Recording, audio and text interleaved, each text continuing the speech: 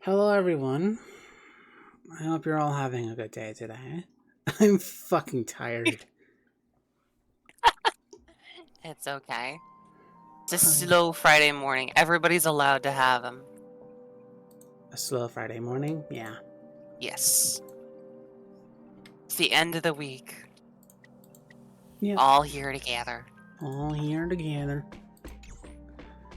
Hello, we're here again for the Star Rail collab.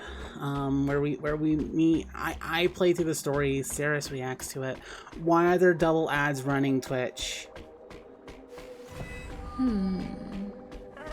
They just want to give you the money. Oh my god. Saris is a good girl kitten. Yeah, yep, she is. She's a very good girl. Hey! What is this? Is that Saya? That was Saya, then she went to go lurk. Wasn't looking at the stream. I forgot to turn on other things.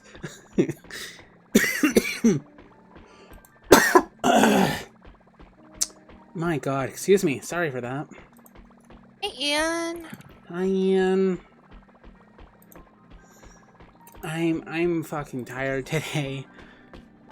But last time on Honkai Star Rail, we finished 3.1 story, where we got teasered for Stell's death, and then we started 3.2, where we learned that Stella's already dead, and she's like a weird bundle of memories, and we have to save our main girl Stell from fully dying because the bundle of memories are going to go away. If that makes any fucking sense. Was like a really quick turnaround.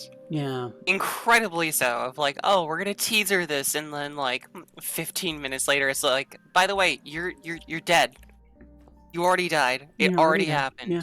Well, in all fairness, the teaser for like, what's happening to Stell, that was like 2 months, 2 to 3 months before, we got told, we're already dead. I know, but like when you play the game through, I feel like there's a little bit of a disconnect in game development, and I know it's hard. Like when you're creating things essentially episodically, and you want to keep people hyped, versus like when somebody binges through and goes through the content, like on their own. Yeah, like what we're doing right now. Mm-hmm.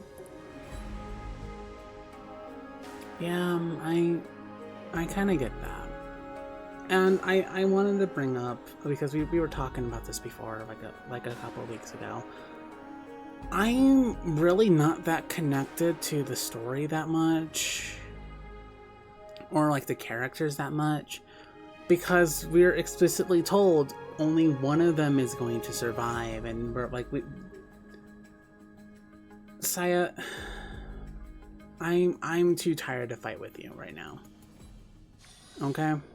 I'm way too tired. My energy levels are just depleted right now. Oh, is that a stain? I like this coat. I do not have the energy, Saya. I'll just say that, Saya, you are cute, and that's it. Yeah. And so, like, I guess my issue with Star Rail right now is I'm not as connected to the characters from Enforius than I should be. Yeah. This is the sacred beast of Fagusa. Yeah. And like, as we were talking about before, like something like that, like the flash forward or the revelation that there only one will survive, can be an interesting thing when it's like done in right. But it's something that like really needs to be written properly to like give you some confusion as to like, alright, who's gonna survive? How are they gonna survive? Well, it's kind of obvious who's going to survive, and as a character, I mean, that's the thing though. We know it's Snowy. We know it's Snowy. We know it because he gives off main character energy. Like, if he didn't give off main character energy, He's the Strides of Star Rail. Mm-hmm. Exactly. Alright, you want me to praise Saris? Okay. Saris, Say what? you're a good girl. You're a good streamer, and I'm very proud of how far you've come along with streaming. A part of me is a tiny bit jealous, but I'm more proud than anything else. So, I'm so proud of you for how far you've come.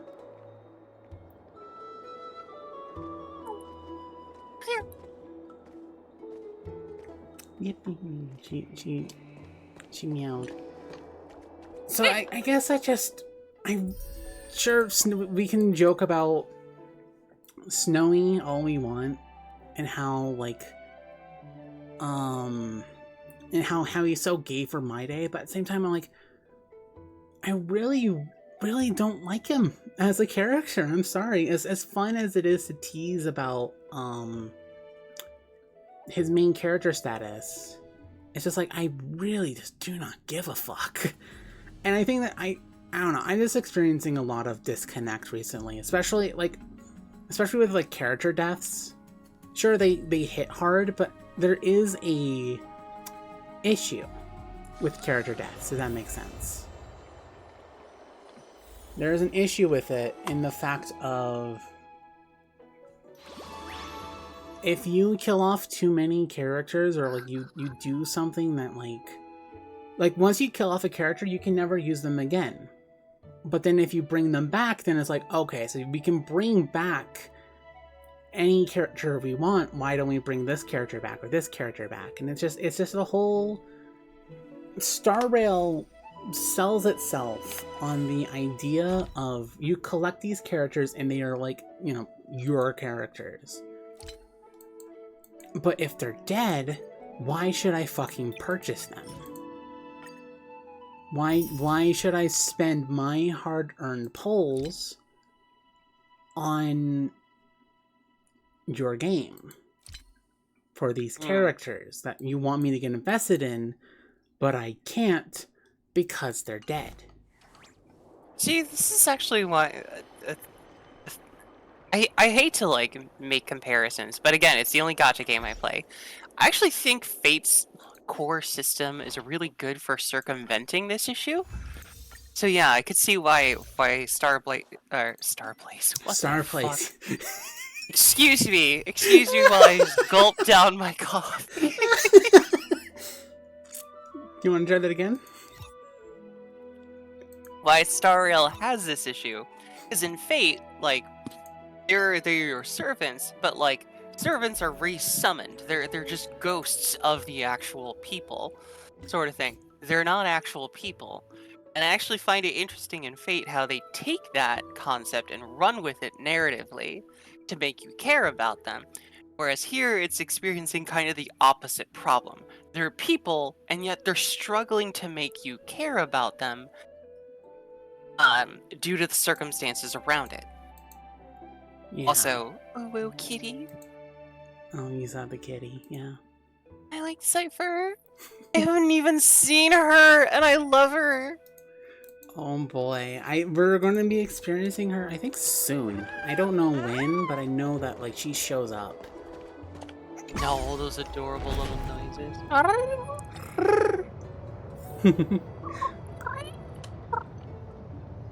And so I don't know. I get where they're trying to come from. You know, like, I understand the idea behind what they're trying to do with Star Rail. At the same time, I'm not really a big fan of it. It's not being executed well. And again, it's also to that keep you whole waiting, Lord Inexagaris. The fuck? I'll deal with you in a minute. We're busy talking. We're busy talking. I was going to say that was what? Emerge from your cocoon. Yeah, no. We're talking here.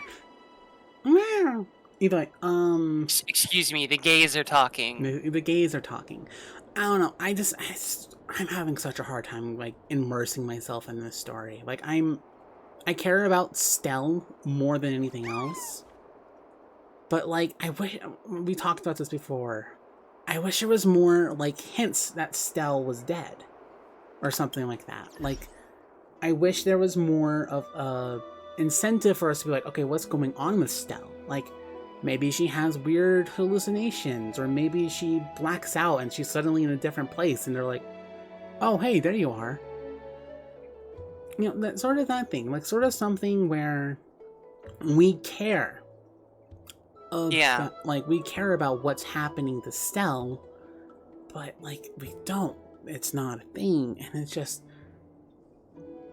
I really, really fucking wish, like, something changed. I don't know. I'm being bitchy. I'm sorry. You're being critical, and that's fine. Normally, that's my job on this. So today, I'm going to try and be the one fawning over the game. Oh boy, here we go. I'm gonna be your positivity. Yeah, what the fuck is this? I'm confused. It's been a while, Lord Anexagoras.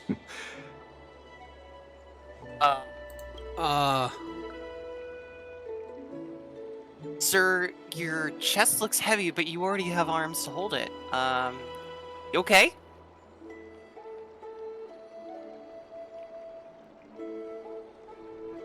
Sorry, I'm trying to think. This is a robot. And Hopefully. a time period supposedly set in ancient Greece, where they aren't as connected with the rest of the world. So why is there a robot here? What the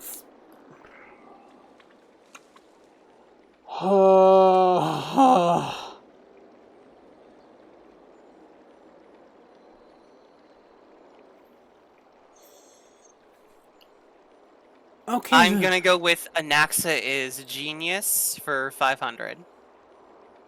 I greet you on behalf of all the citizens of Akima and express my deepest regret about what happened at the Grove of Epiphany.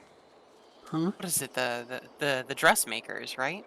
The dressmakers? Which are like puppeted mannequins. They're puppeted mannequins controlled by Aglaia. They are connected, like, they're like, I think they're more wooden than anything. I think. Yeah. But I'm like trying to find a contemporary for something similar. Well, I mean, Nikador's servants were they weren't called robots, but they're made of stone. They're like living stone creatures, like living Okay. Golems. There we go. Maybe that's what this guy is. It's like a metallic golem instead of a stone one. Maybe. But... Give it a chance. Okay. We'll give it If not, a we chance. can always It's punch you. him in the chest. Oh wait. I never expected that you would personally come and meet me. It's you. Who is this, Anaxa? Fucking explain it to me. By carefully into lantern above, I have come as a testament to the justice of the Council of Elders.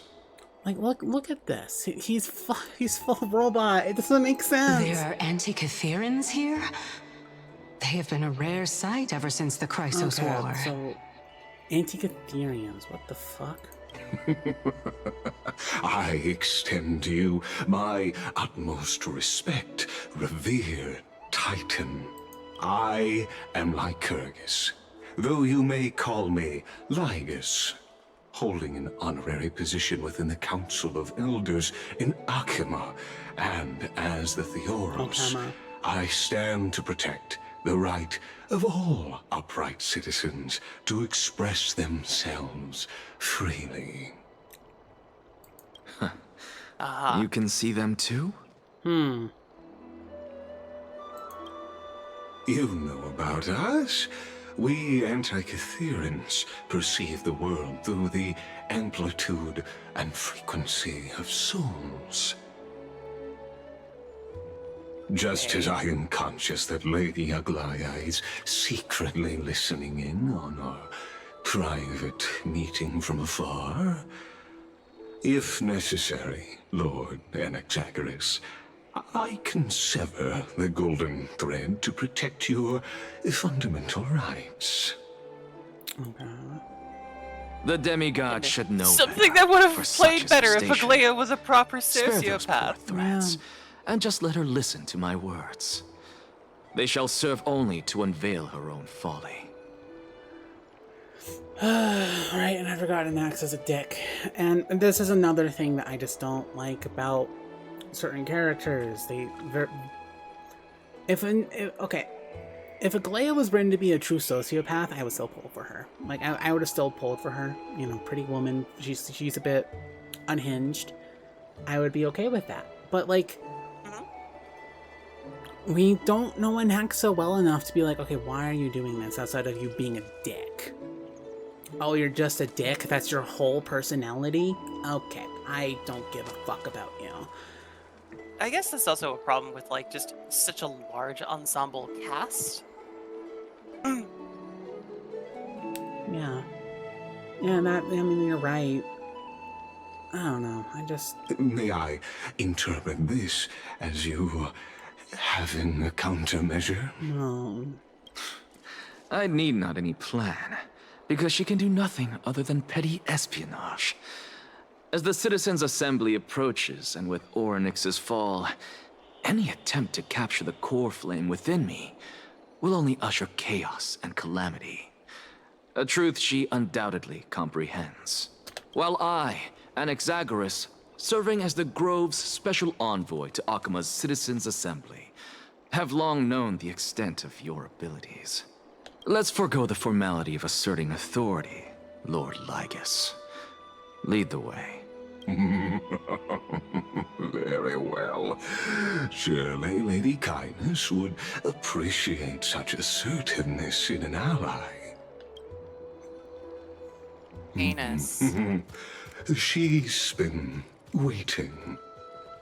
Follow me, please. I can't take you seriously when you run like that, but sound like that. I can't take you seriously. Yeah, no. Where is this woman?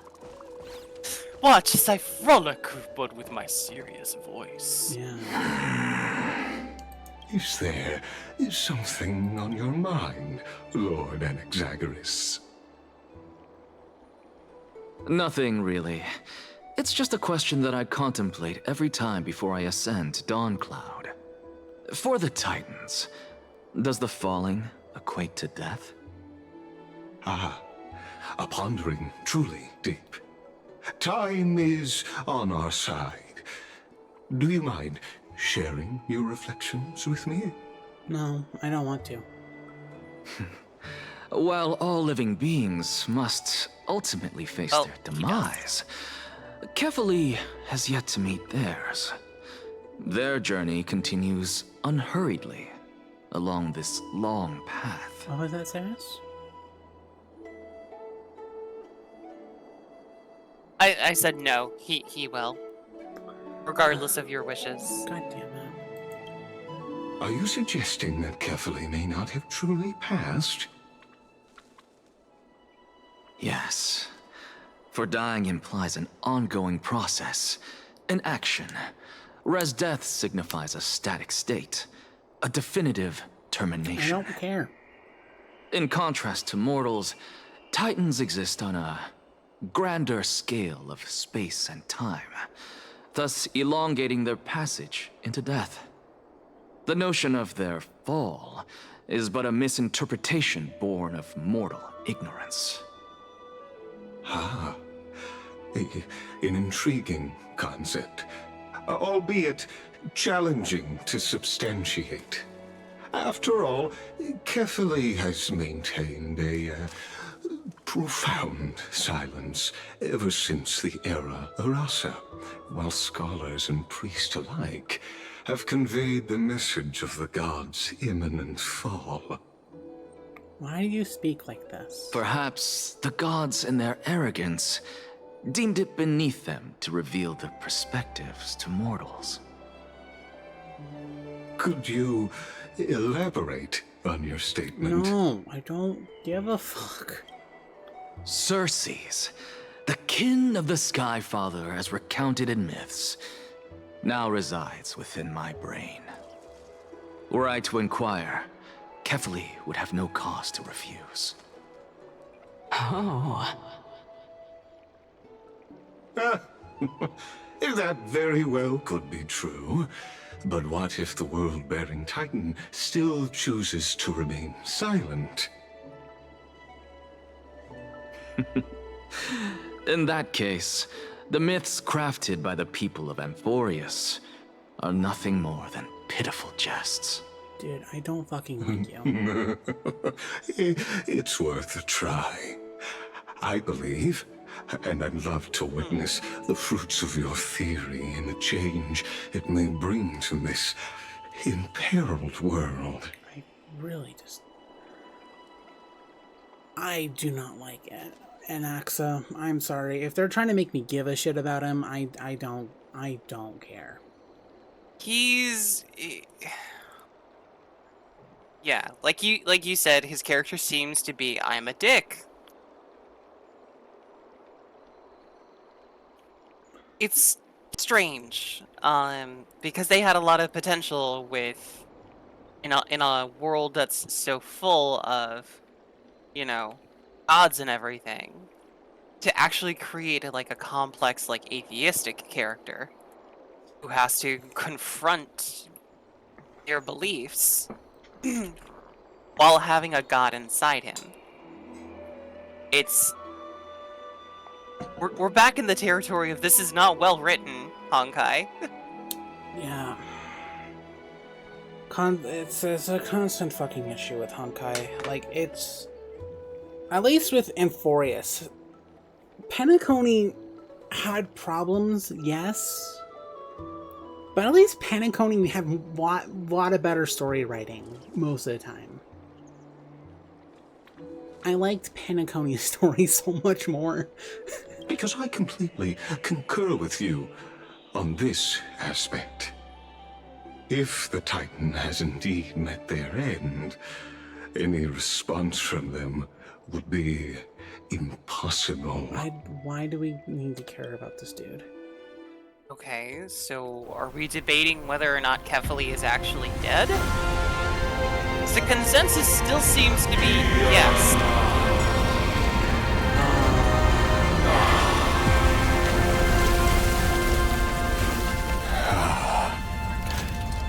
Please, Professor.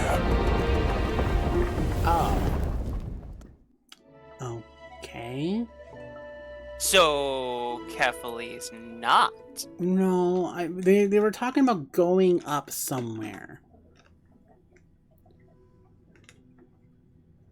I'm so confused. I'm so goddamn confused. I assume that we're supposed to be seeing some sort of final play that the council has against Aglaya? The children of humanity have indeed created a spectacle. Welcome to Dawn Cloud. The atmosphere here carries a greater sense of solemnity than the mundane clamor of the Marmorial Palace, with entry permitted only to the invited. Only esteemed beings grace this place, and among them I've received priests, scholars, warriors, and now we even have the honor to be in the presence of a Titan. See, this guy seems like more of a proper sociopath than Aglaya. Yeah. He's doing a rapture.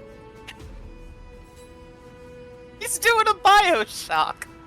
Yes. Hold on, sorry, my YouTube studio was acting slow. Okay, OBS, please. Fuck, work. I understand Star Rail's a big game, but please. Once deemed a blasphemer, now a surrogate for revered divinity. The honor should rightfully be mine, shouldn't it? I'll notify Kindness and the others of your arrival. Kindly wait for a moment. A soldier will be here to guide you shortly. In the meanwhile, you're welcome to explore the vicinity, but kindly remain within the guard's view. Delaying the crucial meeting is something none of us wish to see, I presume. I'm well aware of Kindness's methods. There's no need to emphasize that. Kindness. I would have pronounced that Canis. Wouldn't you? Yeah, Canis is the way that I've always pronounced it, and Canis is one of my favorite characters from Greek myth. Why? Okay, hold on. My model is fucking dying on me. Because of course it is. Why wouldn't it? One moment, please. I am currently wanting Please to... hold. Please hold.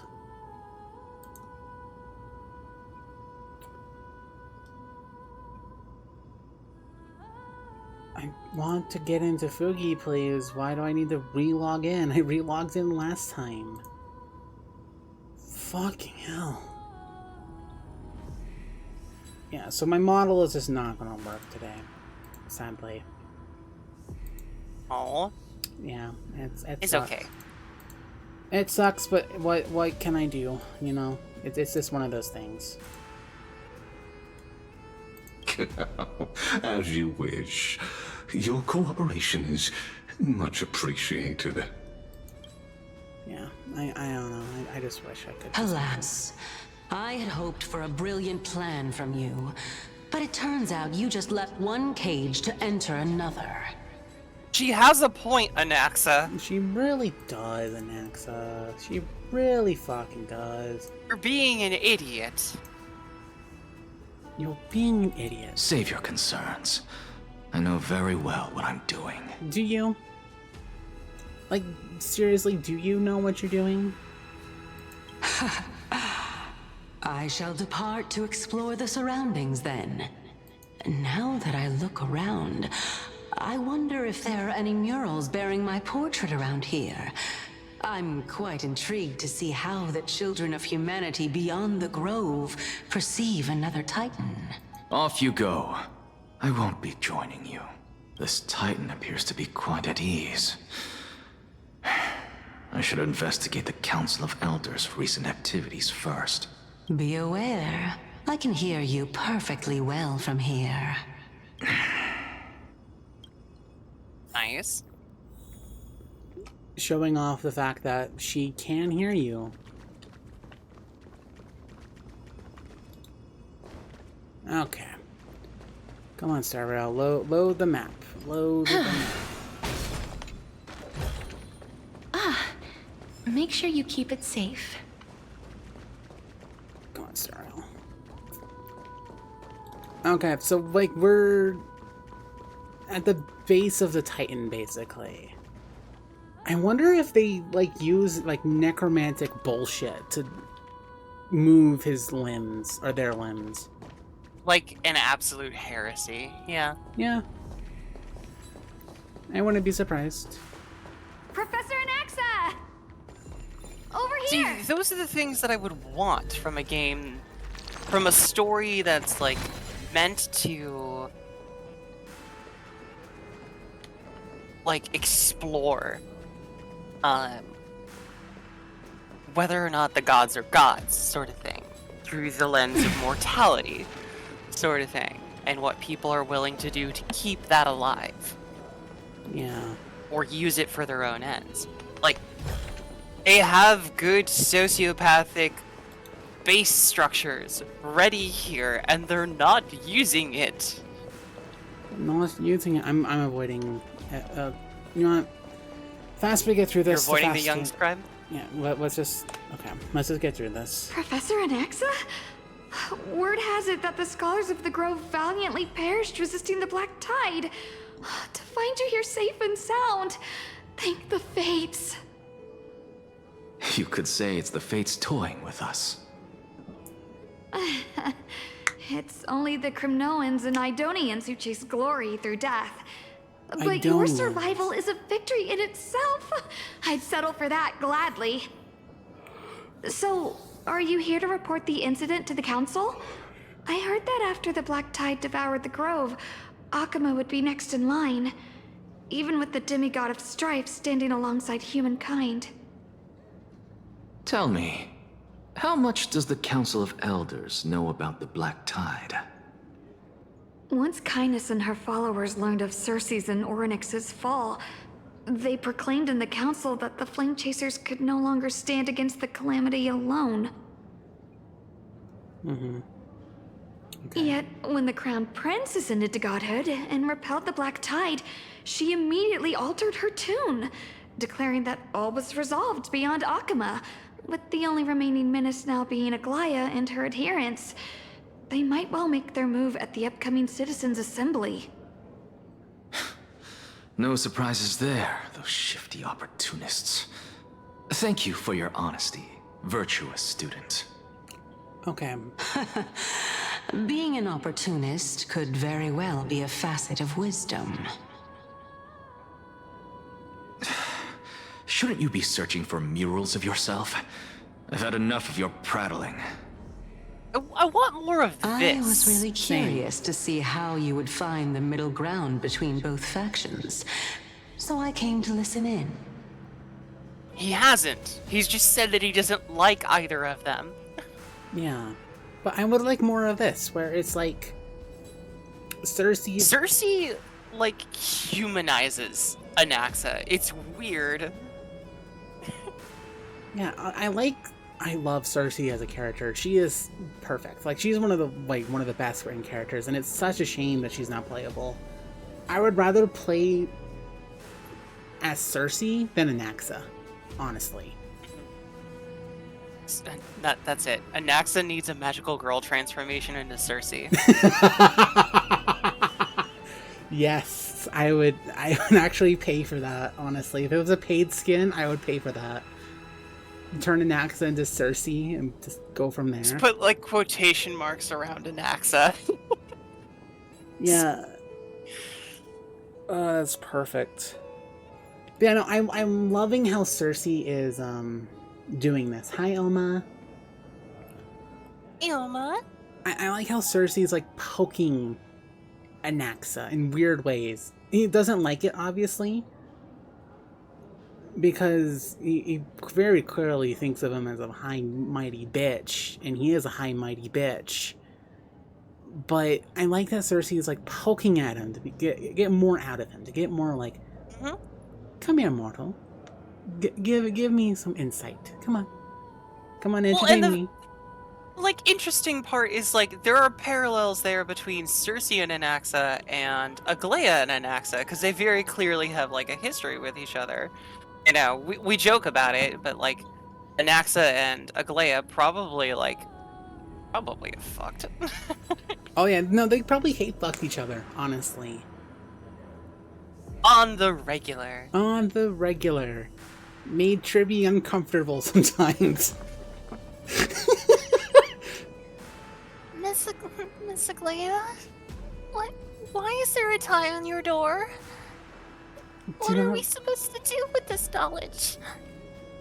Do not worry, child. There is nothing. Help me! Shush now. Apologies. There's nothing to worry. What was that, Miss Aglaya?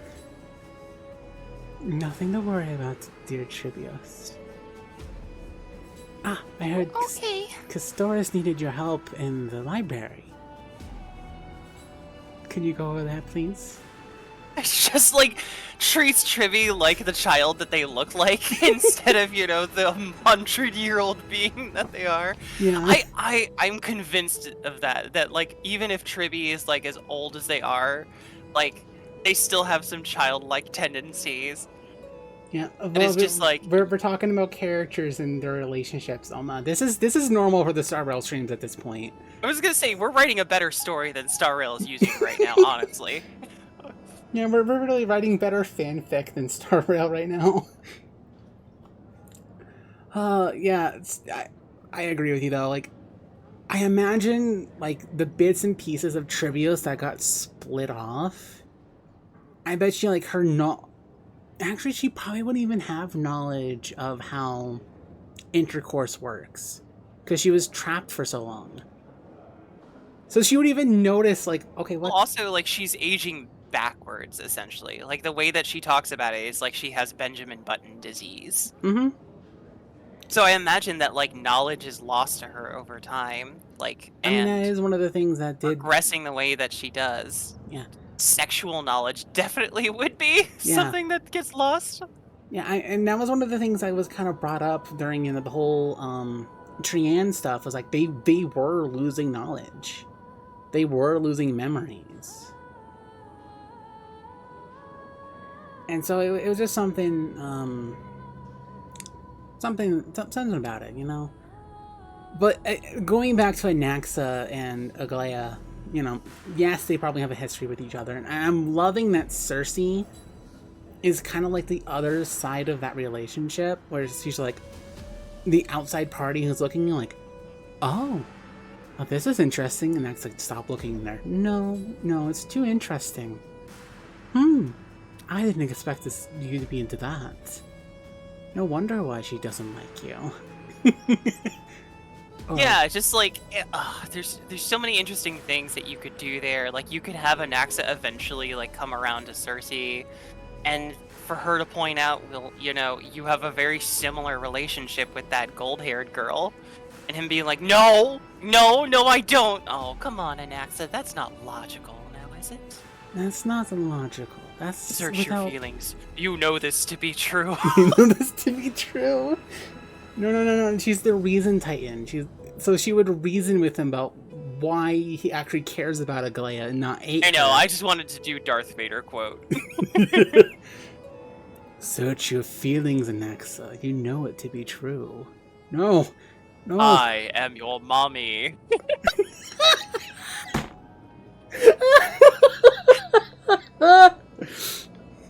And Naxa's like very much like so against it. He's like, no. I'm a top. I'm a. Yeah, no, I could see that very much being the case, especially like if like both Aglaia and Cersei are like the soft mommy types of doms. Oh my it's like, God. Sure you are, sweetie. Sure you are, Who's sweetie. my good boy top? Mhm. And he's like all pouty and shit. Yeah. Again, we're making. God, I want this. I want Honkai, you cowards. I You want cowards. this. Moments like this, or like story moments like this, where it's kind of somewhat of a good storyline, makes me hopeful for the Fate collab. But then we have other moments where it's like, oh fuck, this shit again. Hopefully y'all brought on some of the Fate writers for it. Also, I'm curious to see if this is a true collab. I have no idea what characters from Honkai that we would get in Fate as summonables. Probably Stell, right? Stell, Kalis is like, one of the two options, and considering the fact we're on Enforius, maybe Castoris? That would be nice. I would also take March. March is another good pick, yeah, March is another good pick. I don't know, but there's also moments where, I'm very fearful for how the collab is going to go. How are they going to explain how the shit work of the Star Rail universe? Because That's a very good question. I don't know. I just hope it goes well. I know how they'll explain it in Fate. Is much more ruthless than Aglaia. If so, why do you want to work with her? Could it be that perhaps you've decided to readily surrender this hollow shell of yours, just because you feel like death is fast approaching? Sorry, I interrupted you. Oh, no, it's just, I was just saying, I know how it's gonna work in Fate. How's it gonna work in Fate? It'll be a pseudo-singularity that they can't explain. The issue with Star Rail writers, they try to explain it, and it will never work. I promise you that. Oh, see, this is actually one of the things that I both love and hate about the Fate writers. Sometimes they don't explain things, and sometimes it's very infuriating. I'll give them that. But at the same time, when you stop and think about it, it's like, yeah, no, you shouldn't try to explain this. It's fucking weird, man. We all know why it's happening. In lore, though, it's just like, why the fuck are you people here? Okay, bye, I guess. Never again, unless, money happens. Nikkei kind of does a similar thing, actually, where I don't even know if the collabs are canon or not.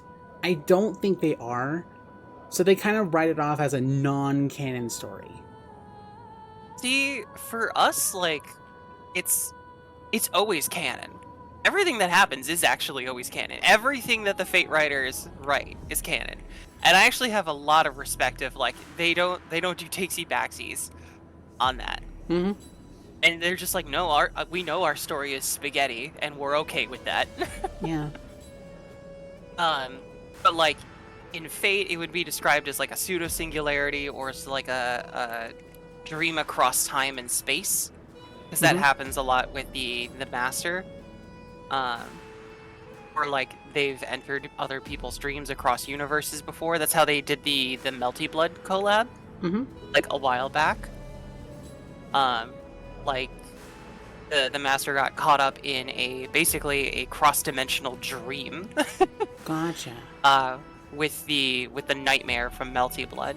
So I guess it all depends on like how they try to contextualize it. In that respect, it would play really well with like, probably Penacony, honestly. It would, because Penacony was all about dreams. But yeah, I guess it depends on whether or not they're trying to like chase the most recent story, which actually in this case would make it a lot more difficult because we've already had our ancient Greece chapter in Fate. Yeah. Like that was 3 story chapters ago for us. Yeah, I can imagine that would be a bit difficult. So I imagine if it was a true collab, and I don't know if it will be, if it was a true collab between Fate and Star Rail, I can see the idea of Penacony's bullshit happening, and suddenly the Fate characters are in Penacony, and we get the Penacony characters like Adventurine, Sparkle. Because, like, the thing is, what happens in Fate doesn't have to be symmetrical with what happens in Honkai. Like, in the Fate game, doesn't have to be what happens in Honkai's game. Totally fair and fine, sort of thing. So, I guess when we're talking about this, it makes more sense for, in the Fate game, for Penacony to be the crossover point. But for Honkai, with where y'all are now, actually, in that respect, I'm kind of curious if they would pull on, what is it, Lost Belt 5? The Greek one. To, like, cross with this. Although they couldn't pull Canis or any of the other servants because they already have names here. I mean, you can always have overlapping names, you know? There's nothing too bad. Like, NPCs, you know, you can always rename NPCs. And that just reminded me when I said Sparkle, because Sparkle did some universe hopping, and she suddenly appeared in Honkai 3rd, and it's just like, oh, right, yeah, they've already done something stupid. But with Honkai 3rd and Honkai Star Rail, it makes sense, because they are basically 2 parallel universes, and it makes sense for, like, okay, there is a way to travel between universes between them. Because Welt is from Impact 3rd originally, and Star Rail and Sparkle is from Star Rail, obviously. So there are ways of traveling between the universes. So it's not out of the question. It's just, how are they going to explain Fate? Because it's very clearly not in like the Hoyoverse bubble. I don't know. There's certain ways it can work, but let's continue. We got sidetracked so hard. I mean, this is the fun part, though. It is, and it's also kind of a flaw of the Star Rail story. If we were more engaged with the story, we wouldn't be talking about potentials or, you know, having our own little fan fiction where Anaxa is the bratty bottom. You know, it's just fun. I love our little talks about how Anaxis is the bratty bottom. But yes, I don't know. I feel like that's a flaw of I want to point something out for anybody who's listening, especially if like you think that it's just silliness when we talk about like the sexual dynamics or the intimate being more broad, because we don't always go into that, the intimacy dynamics between characters. Honkai is a pretty sexless game. Let's be honest. Like they're meant to be like fawned over and like beautiful and waifus and stuff like that, but there's not a lot of that actually like between the characters as far as I know, with a couple of notable exceptions. I'll say right off the bat before Aya corrects me on the insanely good intimacy between Black Swan and Acheron. Yeah, as I say, the best example for intimacy would be Black Swan and Acheron.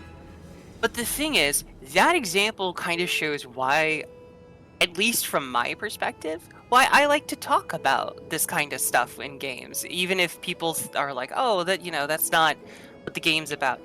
Intimacy dynamics tell you a lot about a character. And in a lot of ways, we're exploring them because we want to dive deeper into the characters more than the writers are willing to write. And it creates this kind of sense of, we know their characters better than they do, because we're willing to actually engage with them on a deeper level. Yeah, exactly. Because there's a part of Honkai where they're like, we don't want to develop our characters, because, people fall in love with the initial character idea. But if they grow too much, then people will not like them anymore. So, and that's an issue that all Honkai, like all Hoyoverse games have. Outside of Zenless Zone Zero actually takes time in developing characters, and it's really good. Zenless is like the odd man out, though, and technically Impact Third. Because Honkai Third does develop their characters very well. But they have a more like tight-knit cast than the ensemble casts of Genshin and Star Rail. Sure, you have your ensemble casts of Zenless Zone Zero, but like they feel really connected because it's all based in one city, not one planet, not one country, it's one city. So the scope is a lot tighter. It is a lot tighter. And yes, we are finding a new place to explore, like a new city to explore. But again, it's a singular city. It's not a whole nation of people. It's not a whole planet of people.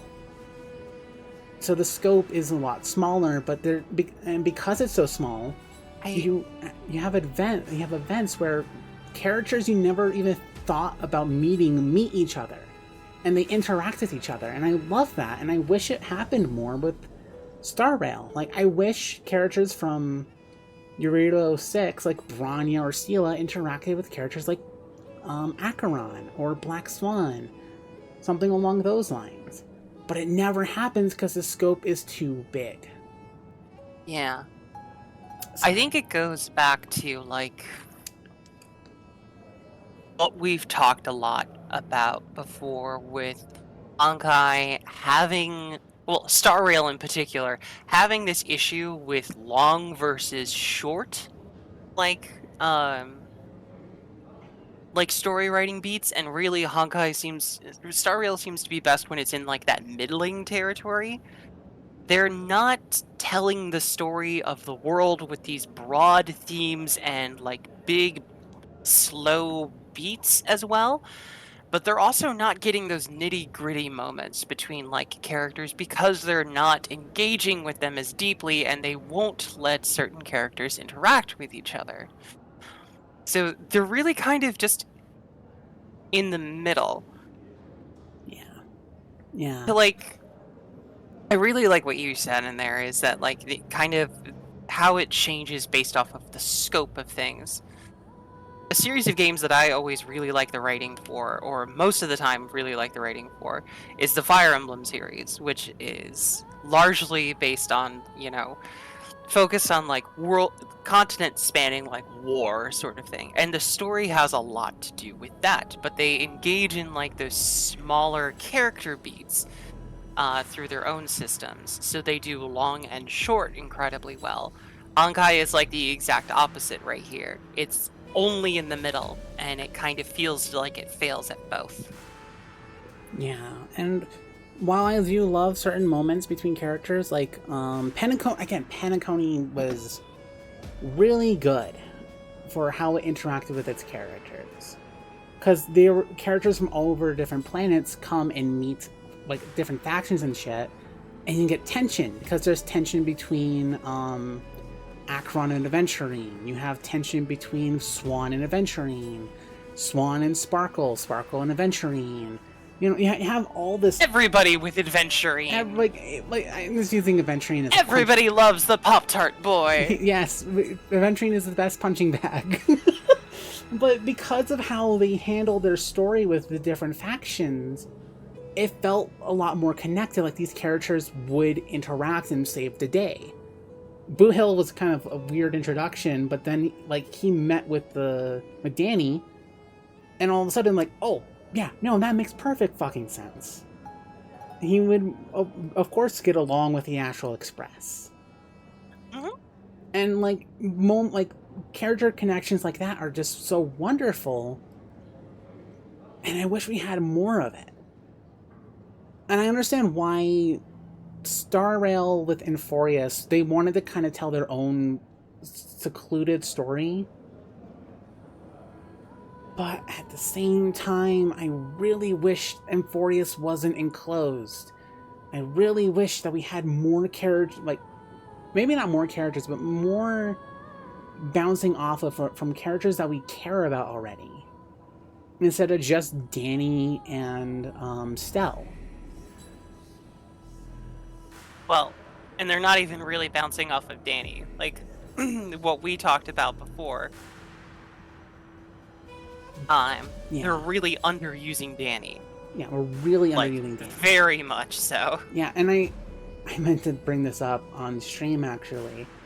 I feel like Danny's story ended when he defeated Fantilia, honestly. Way back in version 1.3. We're in version 3.3 right now, for clarification. So that was 2 years ago. So, like, version 1.3 and 1.4, I feel like Danny's story ended there, and they kind of floundered with him. Because he's just kind of there now. Like, there's really no reason for him to be with the crew anymore. Sorry, this is becoming just like us talking about the lore. Again, Star Rail's fault for not keeping our attention. I really do not give a shit right now. But, like, I guess one of the other things with it is like, okay, well, why does it have to be secluded? Sure, we're getting Herta involved, but we haven't seen her since version 3.0. I don't know if she's ever going to be relevant again. I don't know if any of the other Express members are going to be relevant again. What's happening with March? Like, there's just... Yeah, that feels like something that's so distant right now. Like, it was introduced so long ago. And the thing is, I could understand, like, playing off of the cut-off part sort of thing. But, like... It feels like something that they're trying to do to justify why there are so many new characters and not as many of like the regular cast that we know. Yeah, or like maybe recurring characters, like maybe Sparkle randomly shows up, be like, "Hey, I'm here to create chaos," haha, and then she, disappears, and then we have to deal with the fallout of Sparkle being Sparkle. You know? Sparkle being Sparkle. Yeah. I don't know. I do like some of Inforius' plot beats, but it feels like they're fumbling a lot. And they did admit, like, after 3.2, they did admit, like, yeah, we know the story is a mess, and we apologize for that. The fact that they acknowledge it is good, but at the same time, it's like... you guys really should have spent a bit more time ironing out. We should all make a game together and have these characters interact better. I don't know. It just... I feel like it's a failure on... I would love to be a video game writer. Same, I would love it too. But I feel like it's kind of a failure on the writer's perspective. Like, as a writer's perspective, if I can't keep my audience retained instead of, you know, them talking about potential ideas or what they wanted to see, instead of focusing on their story, that's a failure. And I'm glad that they realize that it is they kind of fumbled the ball. I'm glad for that, but knowing Star Rail and knowing Honkai, knowing Hoyoverse as a company, they're not going to go back and rewrite it. They're going to keep it the way it is. And that's frustrating. I don't know. Yeah. I have so many mixed emotions because Penacony and Guerrero were so good. Both those plans were really good. The China and spaceship, the initial parts were really, really bad, but then the stuff with Fei Xiao was really, really good. Because, you know, Fei Xiao was there. But Fei Xiao's story was also really, really interesting and made me really invested in her. Where's that writing for Euphorius? I think they kind of... Because one of the things that they challenged themselves on was, like, the entirety of this year, or the entirety of version 3, is going to be fully based in Euphorius. We're not going to go planet hopping anymore in the version 3. And I am happy for that, because I'm like, oh, maybe we can kind of give them more pacing, so then, like, we can wrap up the story. Like, I imagined the end of Euphorius' story would be us, you know, defeating the Black Tide, which most likely will happen. Or, you know, defeating the Sky Titan, so then we can defeat the Black Tide. You know, something like that. But they are, like, the pacing is just so shit. Like, it's... I'm complaining a bit too much. I'm sorry. You came here for story. I'm complaining about story, but you know what? No. I came here for you, alright? Like, let's be clear. That's why I'm here. You're here for me, and I appreciate that. And I have fun talking about writing stuff. Yeah. As a longtime Star Rail player, though, this feels... It's unpolished. And I'm noticing some of the pitfalls that Genshin fell into, especially with Sumeru. Like, I'm noticing pitfalls, and I'm noticing that they're really fucking struggling trying to keep audience retention. And stuff like that. I'm just noticing all the little bits and details. I'm like, okay. Well, shit. Alright, well, partly to keep us on track, I'm gonna go use the restroom real quick, Okay. and I will be right back. So feel free to go through another couple lines if you want, because I like being in the dark. Fair enough. I will be right back. I apologize, chat. I went on a whole fucking rant. Let's continue. I'm afraid you'll be sorely disappointed if that's... Could it be that you've decided to readily surrender this? If that's what you truly think. Okay, so he doesn't want to give up his body. Okay. Yeah, no, I'm just... There's a lot of pitfalls. Hi, Callie. You missed my 30-minute rant about how Star Rail is not making its story very good.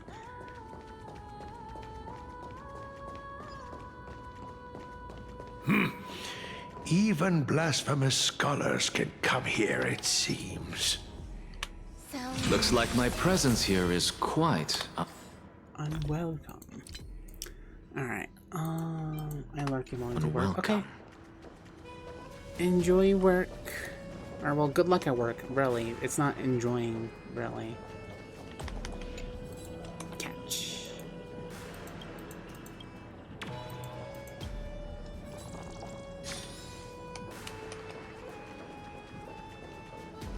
I don't know. I just... I'm frustrated. Oh, thank you for the lurk, Callie. Hi, Callie. Right? Hello. I did say hello already, but hi, Callie. Sorry, I was trying to find puzzle shit. Wizened priest. Anaxagoras, I thought that you had died to the Black Tide, just like the other scholars. As Technically, I Kefali's did. priest, are you not aware of the decorum of respecting the dead? Surely you jest. You blasphemous heretics are not worthy of respect from the Supreme Being. Let me remind you that you're currently in Dawn Cloud, so you'd better keep your deranged language to yourself. I am no longer that altar servant from years ago who could only acquiesce to the commands of others. Now, I have plenty of ways to deal with people like you. I'm not sure whether I should laugh or cry right now. I can't believe that a follower such as you could have been made by a creation titan. As I see it, a dead titan can't provide you with this level of confidence, right? Then who is it exactly? Could it be kindness? You. Seeing how fond of you Elder Kindness is, I shall let that slide for now. Leave immediately, and don't impede us from receiving the Supreme Being's blessings. Seeing as we were able to hear of this matter from the mouths of others, it seems that kindness is indeed quite sincere toward us. Perhaps this affair will proceed smoother than I had anticipated. Oh my, what a thrilling confrontation. As expected of one of Kefali's followers. Are you praising or insulting him? Praising him, of course. As a believer of the God of Deliverance, it is only natural that he detests evil.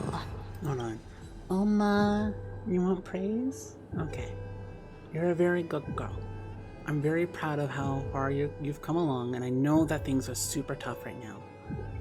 But you got this. I believe in you. You're doing the best you can, and know that you have a friend in me and Saris and everyone you consider a friend. I promise you'll get through this. Pat, pat, pat, pat, pat, pat, pat. Didn't you hear me? I asked you to leave. Go as far away from here as possible. Don't mutter to yourself like some sort of madman and disturb my meditation. I've had enough of this. Could the 15th entry hour arrive any faster? Oh, you want to die? He wants to die. Oh, my. Could it be that the great tree painted in this mural is actually depicting me?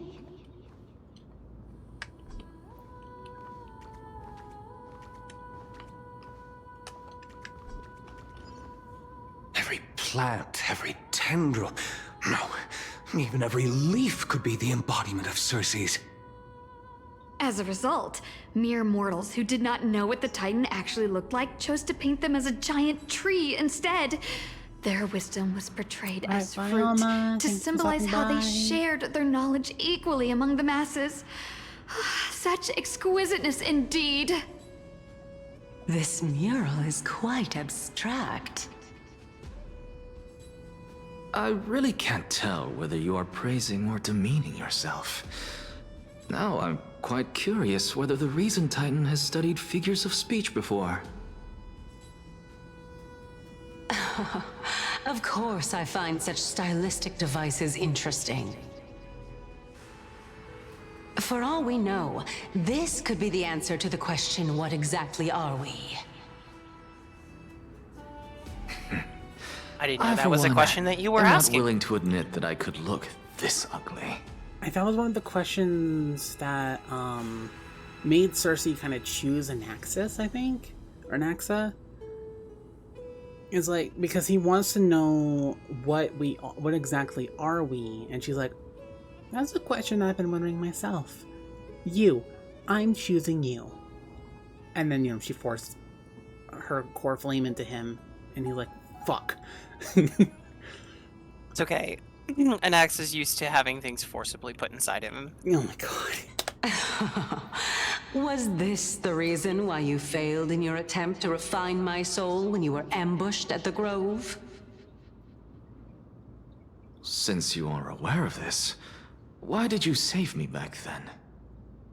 From my perspective, this point alone was enough to separate you from the average person. How do two lunatics coexist in the same brain? Therefore, it seems that your journey to Dawn-Cloud this time is not just to seek protection. What, then, is the intention behind your actions? The entire plan is stored in my memory, so why don't you look there? Then don't mind if I do. Don't mind if I do. 1 year old? 2 years old? Slowly going through his memory.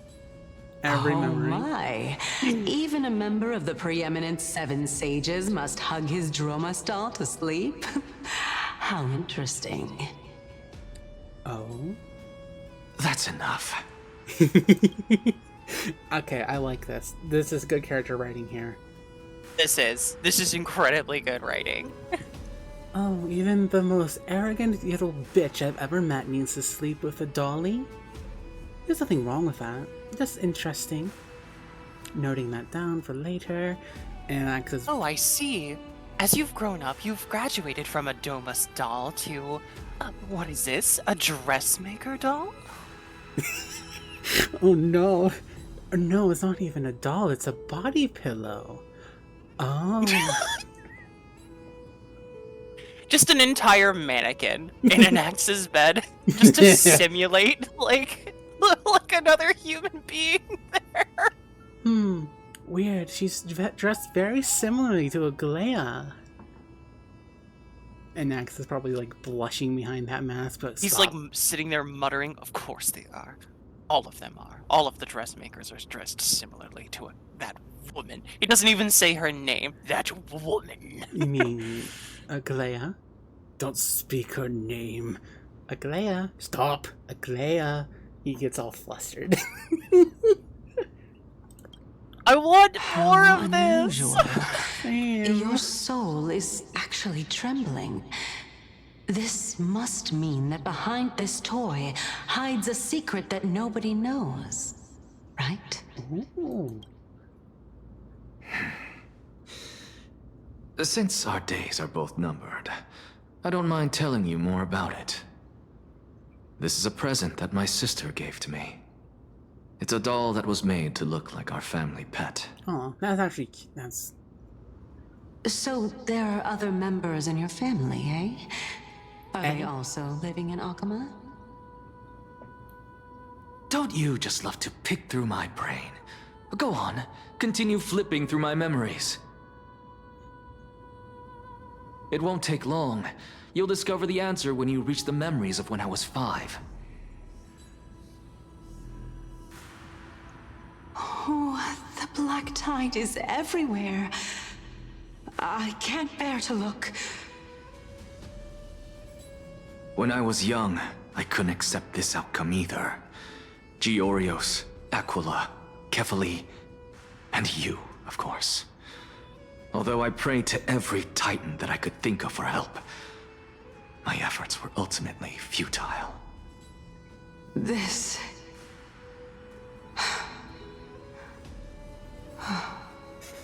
Could this be the inception of your research into alchemy?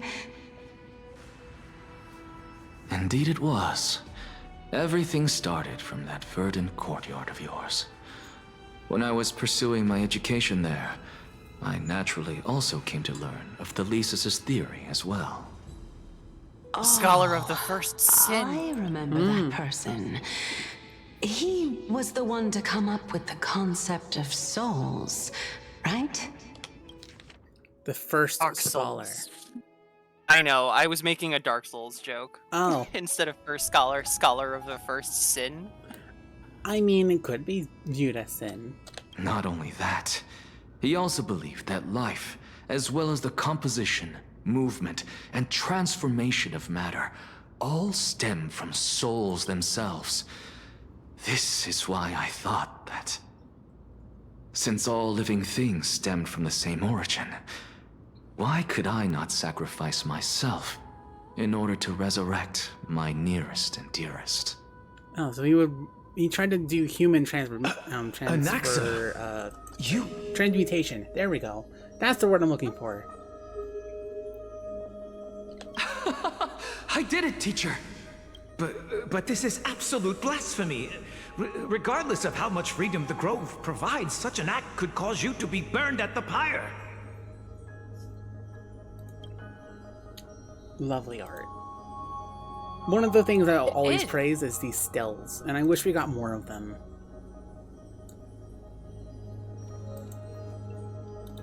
Like, these stills are just wonderful. Your beloved, where is she now? Send her away from the Grove at once, to a place where nobody will ever be able to find her. Otherwise, the both of us will be judged by the Council of the Seven Sages. Calm down, teacher. My sister, she's still not in the mortal realm, even to this day. What do you mean?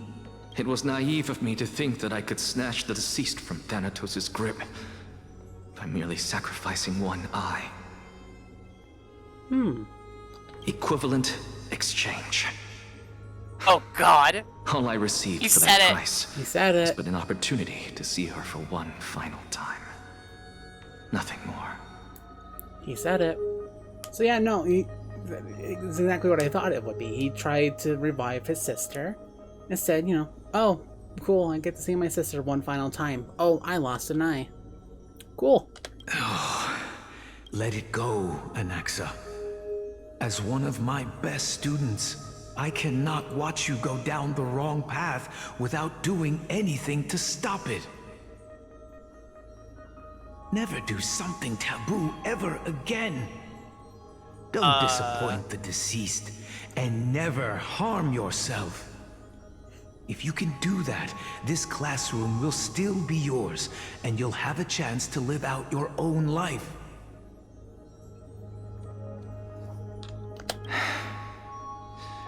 I feel like Since I was asking able to see her an one accent last not time, to do something taboo is I like have no asking other a desires. fish to breathe air. Yeah. This seems to be before he became so blasphemous, though. Like, that was like one of his first acts of blasphemy, was to disturb the dead. Can I say though, I'm not a big fan of the atheist trope of like, atheists exist because something tragic happened to them and that's why they hate God or gods. Yeah. Like, I want an atheist who's actually like out of philosophy, not out of tragedy. Yeah, I get that. I'm kind of in the same boat. I wish, you know, that wasn't a thing, but... You're right, teacher. It's time for me to start a new life. I am sincerely glad for you, child. Now then, what topic would you like to study? I wish to continue Thalesis' research. Continue the research into souls, but you know that the Grove has long since understood his philosophy like the back of their hands.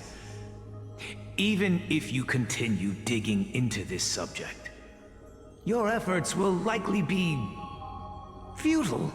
No, teacher. After my fleeting glimpse of the deathly fog, I finally understood a single truth. Since ancient days, our understanding of the souls is but the tip of the iceberg. I may have lost an eye, but my view of the world has become clearer than ever. I have grasped the truth with my bare hands. Watch as I turn this farcical world upside down. You like what? I like this. I like that optimism of his. Very clearly it died somewhere along the way. Probably after his sister died for a second time. Who Probably. would have thought such a secret lay concealed beneath that hefty eye patch of yours? However, this story doesn't seem to be connected to your plan. In fact, I'd say that they aren't related at all. The answer lies within the tale. If even you cannot understand it, perhaps you should relinquish the divinity of reason to me. After all, it'd be a waste for you to hold on to it. My story ends here. Now it's time for you to tell me your secret. After all, this is what equivalent exchange means, correct? As expected, you laid a trap for me to step into. Unfortunately, even if I was willing to talk about my past, I may not know more about it than you do. That's interesting. Oh? Are you saying that the renowned Reason Titan is now admitting a lack of wisdom? Your followers are going to be sorely disappointed by this. A lack of memory is not a lack Child of humanity. wisdom. Remember this. Being cognizant of one's ignorance is the greatest wisdom of all. Yes! Yes. Good! Thank Now you, I Cersei. understand. No wonder you asked me to answer your random, nonsensical questions. Not only that, you're the only one who can shed light on my query. As the saying goes, onlookers see most clearly. Is that so? Lord Anaxa. I saw you muttering to yourself and was wondering whether you were caught in a delirium of reflective thought. I'm sorry to interrupt you, but time is of the essence. The way that you said it is so stupid. God, sometimes the voice acting. Fucking A-grade voice acting there! Just like this is awkward. I have a message from Lord Lygus. Lady Kindness has met up with the Council of Elders and is awaiting your arrival, so please depart forthwith. It's finally time. Sound a little Carefully. excited there. Yeah. The one who created the world, and the one who bears the world. If you truly have not met your end, how will you answer the challenges of those who defy you? I didn't expect you to agree to Lady Kindness's invitation. What a wonderful turn of events. To tell you the truth, there are many people who hold grudges against that Lady Goldweaver. Isn't that the dromas draped in finery? Avoid his gaze. I don't acquaint myself with blasphemers. Don't worry. He's too full of pride to pay us any attention. Isn't this interesting that they're all really, like, bitter about him, like, being an atheist? And yet they're the ones who are rejecting Kefali's prophecy? So it's like we're experiencing a religious schism through the eyes of an atheist. Mm-hmm. It's weird. I'm liking... I kind of like it, but at the same time it's also a bit confusing. Like, okay, why? I don't know, maybe more will be answered. I mean, from a very basic standpoint, I can get why. Council and all of these Student people of who, Empedocles? like, I don't hear that believe his in it? views run counter to the Venerationists. This is what being a scholar is about. A collision of ideas only occurs when there are differences in beliefs, and it is such collisions that lead to progress. Yet, in my view, there are only right and wrong perspectives, neither of which can coexist with the other. What radical thinking. I guess this is why the children of humanity always squabble with each other. How boring. You seem to be avoiding that Goldweaver person. Why don't you address her face to face? Oh. Because I get a boner. I have nothing to talk about with her. Since you're in my brain, you can look for the reason yourself. Oh, the leader of the Flame Chase journey and a demigod of Nestia. Mystia. You're really searching through my brain. What are you treating it as? Some sort of toy? Yes, that's exactly what she's doing. Regardless, you are her boy think toy quite right highly now. of her, no? Oh. That's because I'm a teacher who grades everyone fairly. There we go. That's, there it is. That's what I needed. Sorry that you got interrupted. What were you going to say before? No, that's wonderful. Fuck, what was I going to say? I mean, from a very plain standpoint, on our religious I'll take my leave for now. It's basically like these people are denialists. They're fundamentalists who can't grapple with the fact that their god is dying or dead, and that there is a severe shift that needs to happen in the worldview, sort of thing. Mm-hmm. I can understand that. And they're doing it to maintain secular power, even. Because the true struggle seems to be between them and Aglaia, and how it makes them feel that she's seemingly in charge of everything because of the importance of the Flame Chase journey. So, like, yeah, that's a pretty basic concept. I can appreciate that. Please continue to delve into it, though. Don't shy away from that, Honkai. We know Honkai is not going to dive into it, though. We know how this game is. Yeah, because that would require making an actual commentary on religious schisms. Mm-hmm. And how Welcome very to frequently the religion Demigod is used to Council, protect secular esteemed power. Guests. Yeah. Hi, Lygus. I don't understand you. I don't understand your fucking design. Honestly, it looks like an enemy design. That's what I was kind of expecting when I first saw I've him. heard so much about you. Head of the Nusporists of the Grove of Epiphany, notorious blasphemer, a Chrysos heir who bears Circe's core flame, a survivor of the Grove calamity. Did I miss anything? Well, if so, please be so kind as to enlighten me. I can imagine Cersei whispering in his head, Aglaia's boy toy, my boy toy, and he's like, shut up, Cersei. Sorry. Since Lady Kindness is already well acquainted with me, I won't waste any effort introducing myself again. But then again, perhaps the customs are different here. Back in my hometown, there is a form of etiquette known as honoring guests. The host will welcome their guest with warm hospitality by treating them to fine wine and a cozy bed.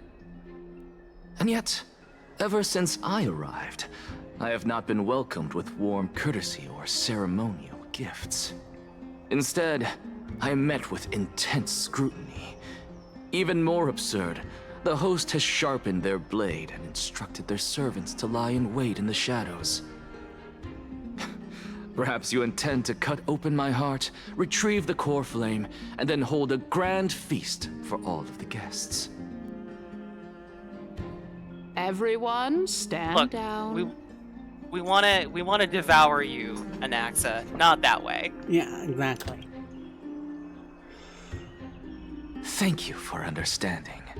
I am but a feeble scholar who is not used to the stench of avarice and blood. That's a lie.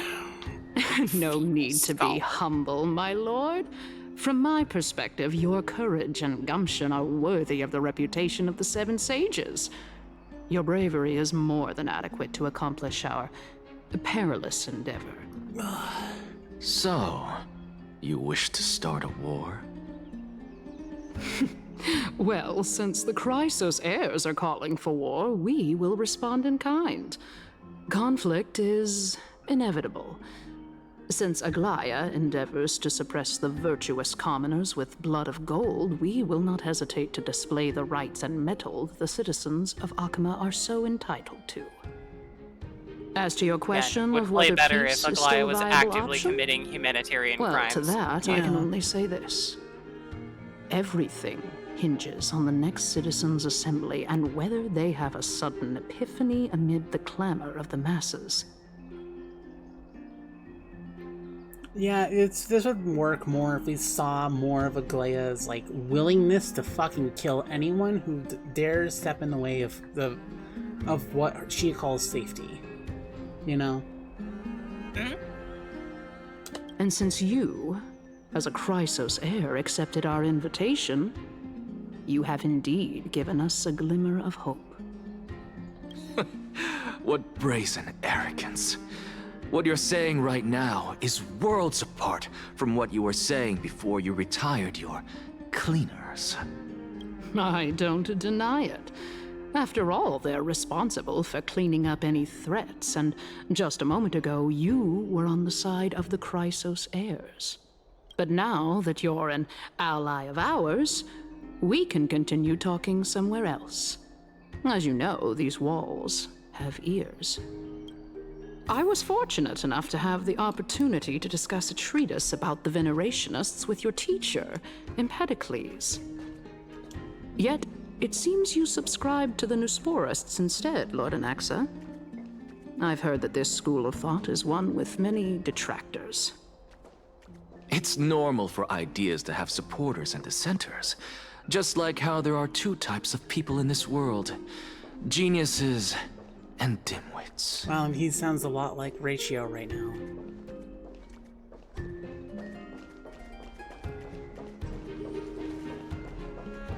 There we go. Yeah. He's back to his old asshole self. Yep.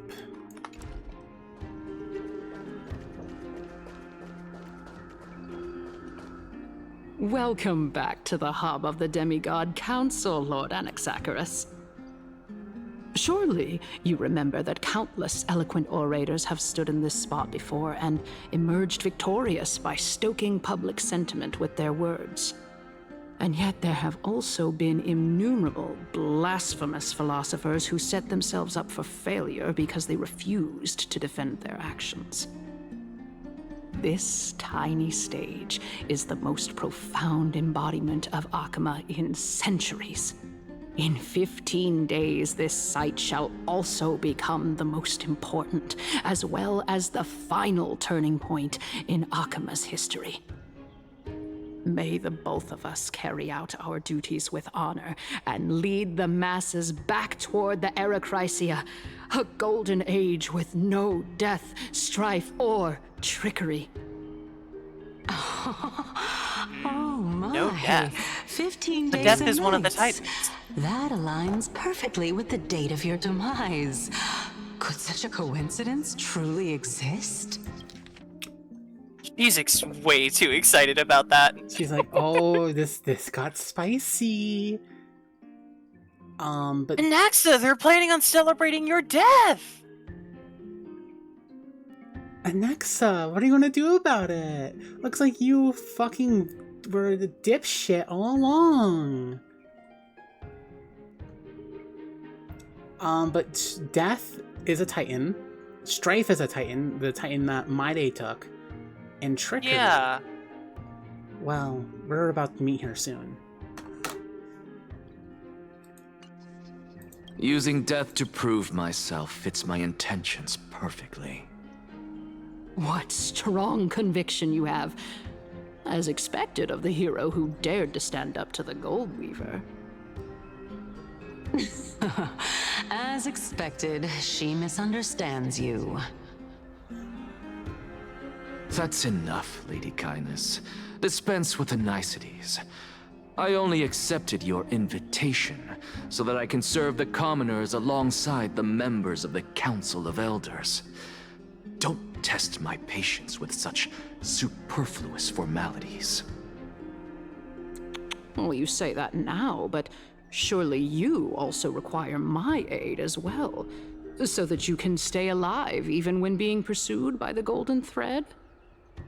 You worry too much.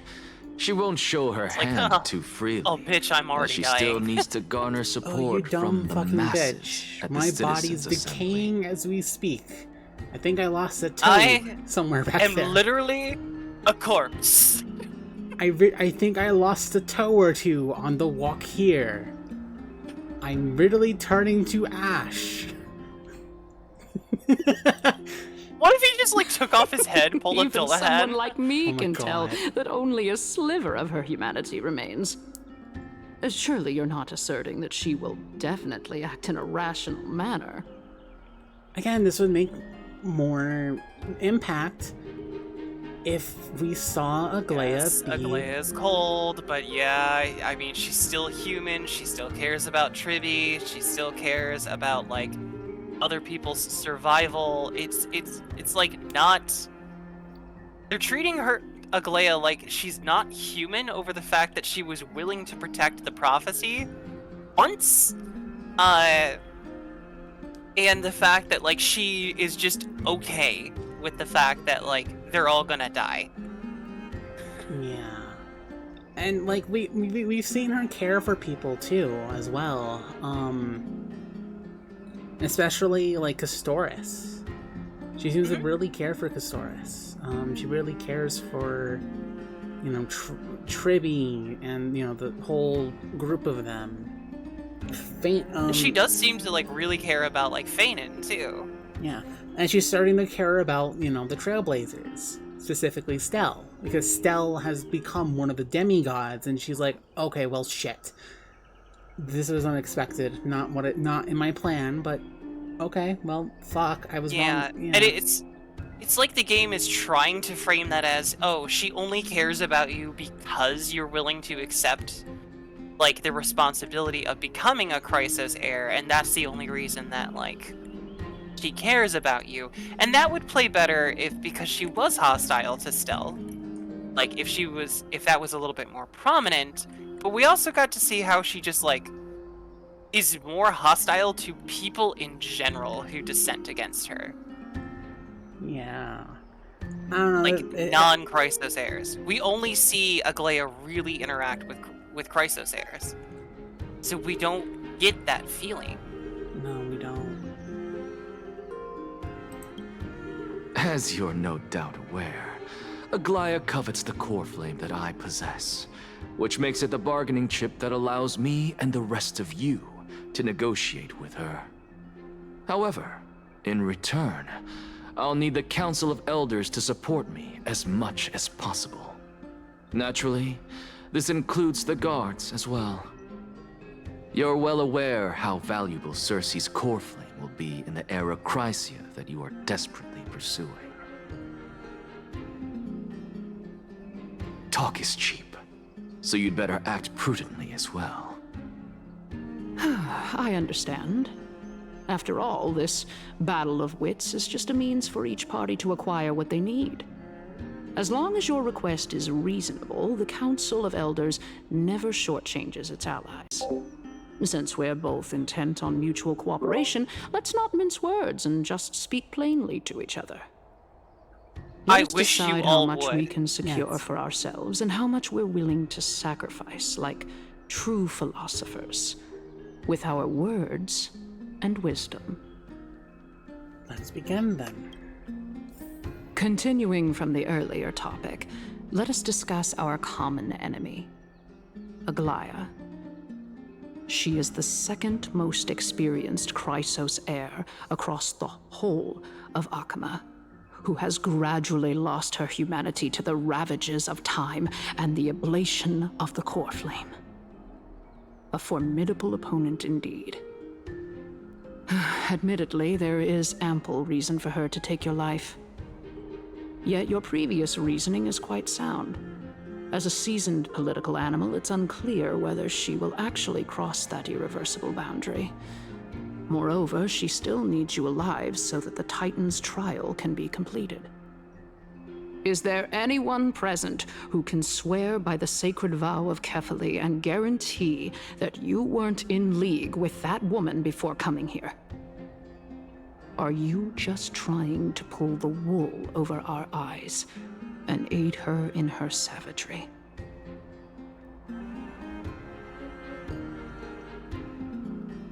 She's prepared to execute me, and she just needs vassals who will do her bidding without question. Again, this would make sense if, like, when we first met Aglaia, she represented this stuff. But she didn't. Yep. And it's just... She's prepared to execute me. I believe you're aware of Castorus the Executioner. Long before I returned to Akama, Aglaia had already dispatched her to monitor me. If I weren't able to reach this place in time, I would have been forced to meet Thanatos first. Oh, that's a lie. As compared to a comprehensive plan with I was gonna uncertain say, wasn't results. Castorus just a If you student? decide to cut open my chest and remove the core flame, wouldn't that settle her nerves even more? Everything is in place. She just needs the right timing. I wonder if he's... It seems like he's actually lying. Why? I'm confused. Yeah, is he lying there? Like, are we just reading into it too much? Like, was Castorus, like, actually sent there as, like, a possible executioner spy? Instead of, like, now I'm doubting things. But I'm doubting it not because the story is setting it up well, more because the story is just being vague as fuck, and I'm like, what? I don't like it when it's vague as fuck, and when it's something that we, the viewers, have seen before. Like, if we got more insight to what he planned on doing, it would be great. But no, it just... Hi, Shamit, I'm having fucking issues with this story. Hi, Shamit. I understand what you mean. At the very least, the both of us agree that this tyrant who wallows in extravagance and greed is the greatest threat to achieving peace in Akama. The Council of Elders is willing to defend your right to live, just as we defend every oppressed citizen. I don't think However, I regret to say that sentiments in favor of the Chrysos heirs and Aglaia are only growing in magnitude. The peace that we are aspiring toward, as well as everything that we hold dear, will be destroyed completely. The city will be burned to ashes, and the citizens' blood will be shed. Very clearly, they aren't viewing this correctly. Like, they're viewing this in such a skewed way where it's like, what the fuck are you people talking about? The Chrysos heirs are working to protect you and prevent the city from being destroyed. Oh, I fucking agree with you. Penacony was so much better in terms of storytelling, and Euphorius is just, it's a fucking mess. I went on a whole tirade. If you want to go watch the VOD, I went on a tirade about this story for 30 minutes, but I'm not going to get into that here.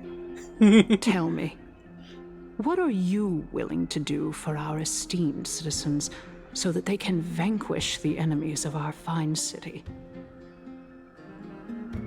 I'll be the one to shatter. Garnering my support is equivalent to garnering the support of the entire grove. Although the circumstances are rather unfortunate from an objective point of view, it is an undeniable fact that ever since the grove was attacked, I have become the de facto leader of the grove. The Council of Elders needs more backing if it wishes to topple Aglaia, and it's evident that the Academy wields considerable in terms of support, man. Well, I bet you it's more so like the title of the grove, like the whole, like the title of it all is what he's referring to. In a sense, like it's yes, the grove is basically dead, but I represent everyone who is from the grove, sort of thing. Like he is I don't know how else to describe it. At the very least, I have served as the Grove's special envoy to Akama for a significant amount of time. Of course, this also means that I will hold a crucial vote at the Citizens' Assembly. In the name of Kefali, Akama thanks you for your sincere and valuable thoughts. At this stage, it's clear that you and I understand the benefits to be won from this discussion. Let me put it plainly. The Council of Elders has always been renowned for its fairness, and that fairness is built on a foundation of sincerity. That's it. The Council of Elders has vowed to all citizens of Akaba that it will always remain loyal to them. As for you, my lord, how will you guarantee that you will be able to live up to such earnestness and will not betray Akama's indomitable citizens when the opportunity presents itself? Just as you now betray Aglaya when it suits you. I don't think he's betraying Aglaya. I don't think he's ever allied himself with Aglaya. How does that make any sense, woman? I think it's because he's labeled as a Chrysos heir. She just assumes that he was on her side the entire time. Sure. Surely you jest. My loyalty does not need to be proven. The fact that the Council of Elders is asking for proof of my loyalty is itself akin to a form of betrayal. I am incredibly honored to have witnessed the both of you bury the hatchet in a civilized manner. However, I am afraid that I must interrupt for a brief moment. Stay out of this. As the Theoros, I have observed the following. Lady Aglaya, the Goldweaver, is currently on her way to Dawncloud. Oh. Well, I do believe that we might have a slight overabundance of guests today. Feeling dissatisfied, Lady Kindness? Despite the Council of Elders' lofty residence on Dawncloud, it must still tolerate the whims of the Chrysos heirs. So you were holding back just now. Seems like you are better at playing this game than I. In any Still case, don't know what's going I'm on. glad that You she's still don't arriving know here. what you want. I don't know what you want. So tell me, Anaxagoras, now that you're an ally of mine, if Aglaya were to demand that I hand you over, what should I do? You can do as she says. Tell her that the Council of Elders merely wished to chat with me and had no intention of offending her. However, by doing so, the authority of the Council of Elders will be as thin as papyrus that has been soaked in blood. Not only can it be destroyed at the slightest touch, but the Council will also lose possession of a valuable core flame. No, more like 2 core flames. After all, at the next Citizens' Assembly, that young lady who is synonymous with death will also be standing on our side. What? What? What? Explain yourself. Explain yourself. Oh? How can you be sure of that? Is that of importance to you? All you need to know is that I have a plan. Oh my In god, my Anaxa opinion, has a plan. you should She be has a more plan. worried Everyone about has the a plan. Will you tell me what the fucking plan is?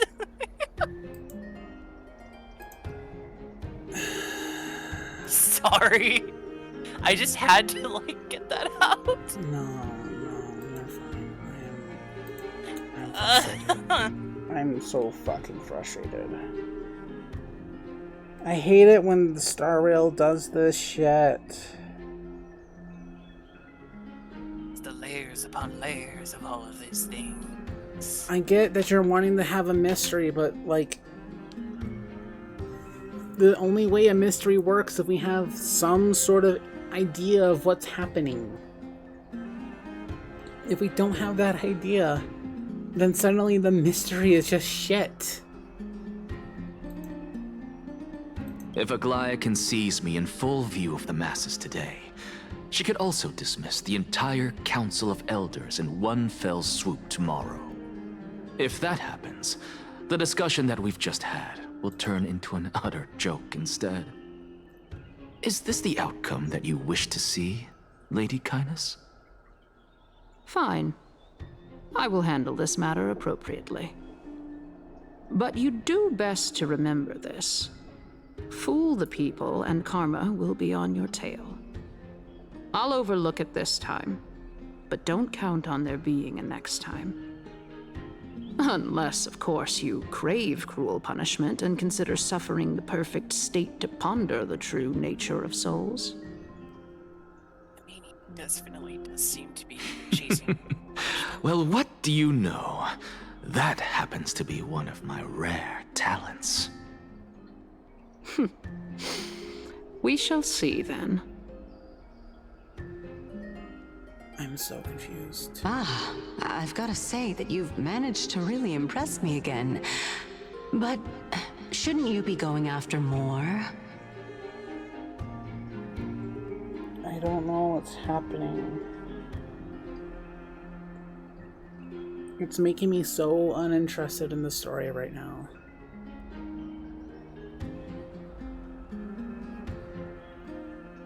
When Panicone... He has a plan to do some bullshit. Yes. And he needs the council and the crisis heirs to fight each other. I guess for it happen. Oh my god, he's Zebo from Captain America Civil War. Oh my god, he has Zemo.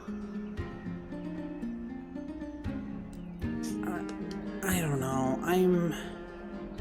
If we got an inkling of an idea of why he's doing what he's doing and why he's even like if we got an inkling of an idea of what is happening, I would be more invested. But we don't know what's going on. And that's a flaw. I'm so tired. Dying to know what I'm after, hmm? Yes. Not as dying as you are. I'm the reason, Titan, after all. It is in me to ask and seek answers. Easy there. You'll learn the answer soon enough. No, I want to learn the answer now. Give me the answer. I didn't bring it up with her, purely because she doesn't have the means to give me what I truly want. It's as they say, onlookers see most clearly. The true masters of Dawncloud have always been the Theoros, who watches over everything.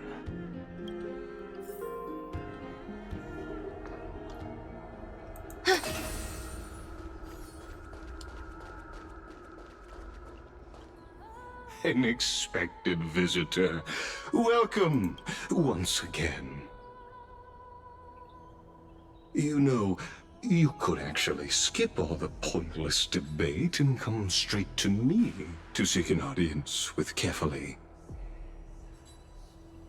I have no reason to refuse you, do I? You may not, but Kindness has. Whoever gets hold of Kefali's core flame will get to rule over Akama. She's wary of me, so naturally I had to gain her trust. I would say that debate that we would was go not after at all Kefali's core flame. pointless. And Naxus seems to be the one going after Kefali. But I imagine if someone, like, if Kefali's body lost a core flame, then suddenly there will be no more light. Which is why they are, like, holding off on Kefali's core flame right now.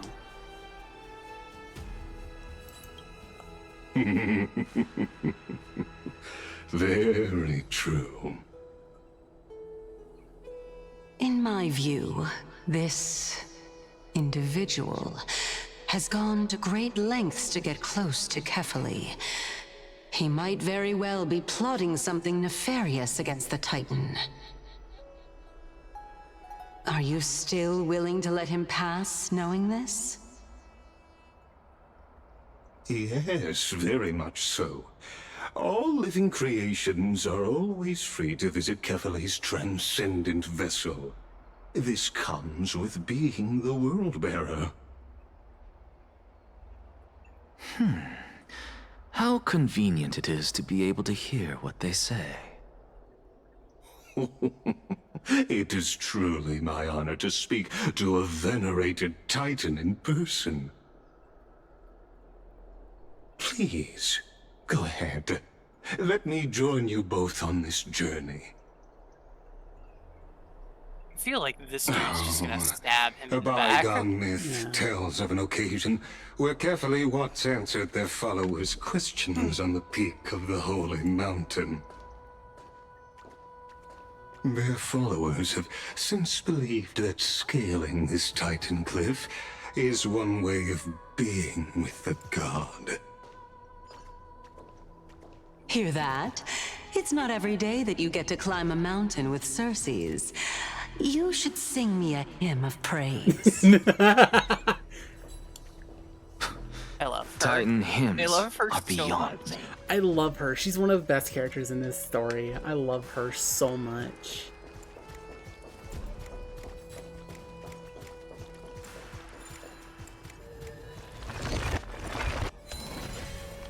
She's just perfect. I love it. Like her sass. Like, it's the fact that she's so sassy is perfect. It is.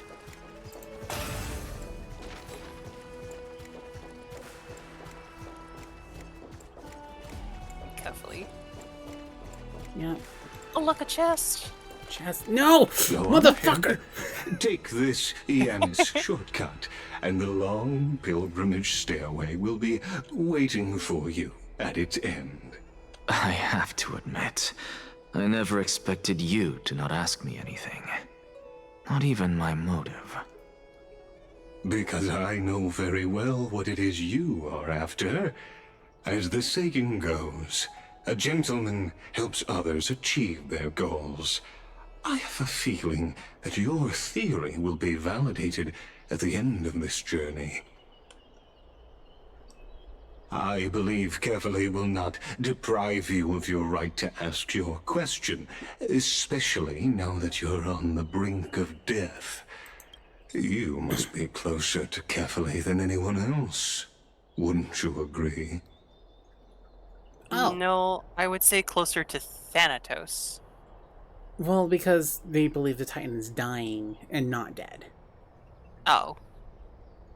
Yeah, okay, I guess. Kinship through, hey, we're both dying. Yeah. It seems like the question that Anaxa wants to ask Kefali, because Kefali made humanity, is, what exactly are we?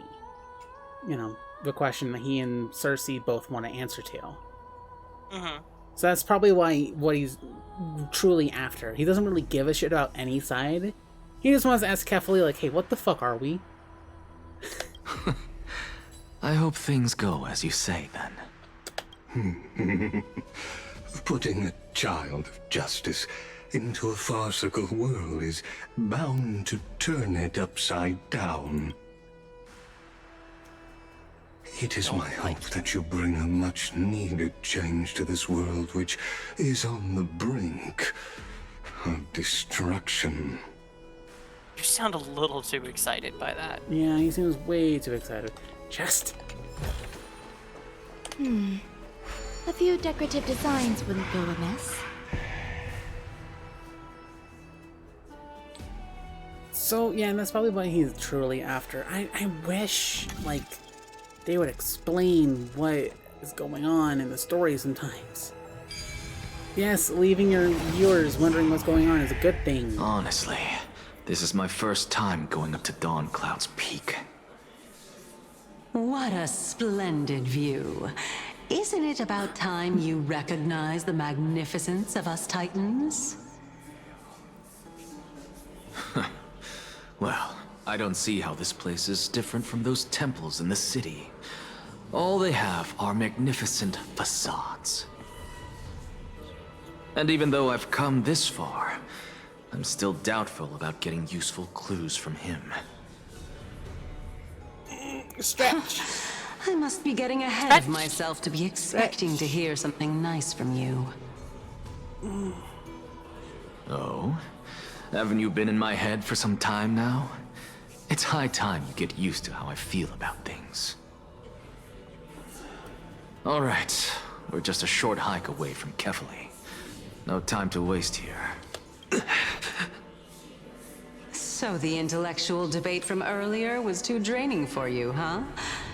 If Amphorius gets a new lease on life, you should focus on strengthening your body and stop shirking social interactions. God, I fucking love her. I love Go her. outside and touch grass, you dumbass. Go touch grass. No, I'm too busy studying. This is why Glea drags you out of the grove every once in a while, you know? To get you to touch grass, to get you to socially interact. Admittedly, her methods are questionable, but curious nonetheless. Beautiful. Save your concern. The Titan is in sight. Can you make it? Why? Are you going to carry me up if I were to fall now? No, I'd laugh at you. I know how far I can go, so just hold your tongue and come along. Fine then.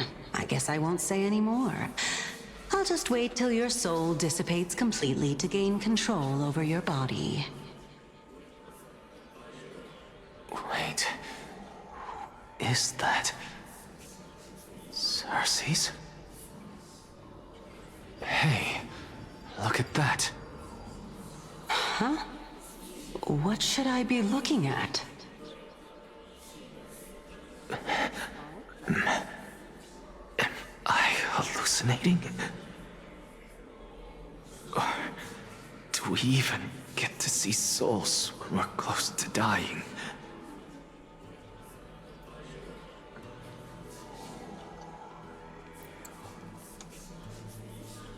Very beautiful map. Yes. Then you climb the mountain and investigate the phantoms that appeared when the soul left the body. Oh? Why didn't you bring your favorite spear with you on this trip, Nias? Nias. I know I've heard this name somewhere. It's unfortunate. The Black Tide destroyed every last inch of my calyx.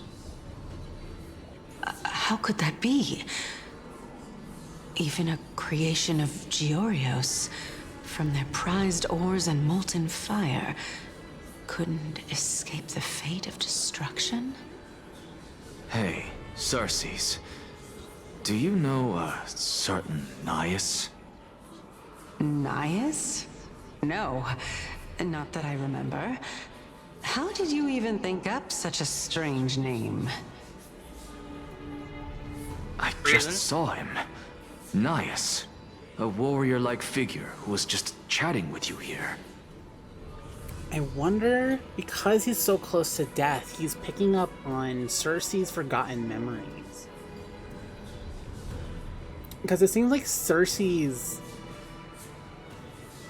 I don't know, maybe Titans have like such a limited memory that they will forget things over time. Because, you know, they are immortal. And so small interactions and shit have disappeared, but they kind of linger. And so Anaxa, because he's so close to dying and Cersei's so close to taking over his body, he's seeing bits and pieces of her past. No, I have no such memory. Could you be hallucinating?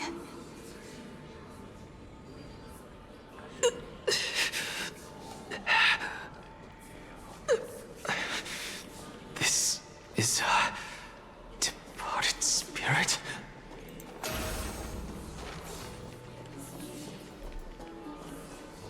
Oh, he's seeing dead people. See dead people. So maybe... This might be of some use.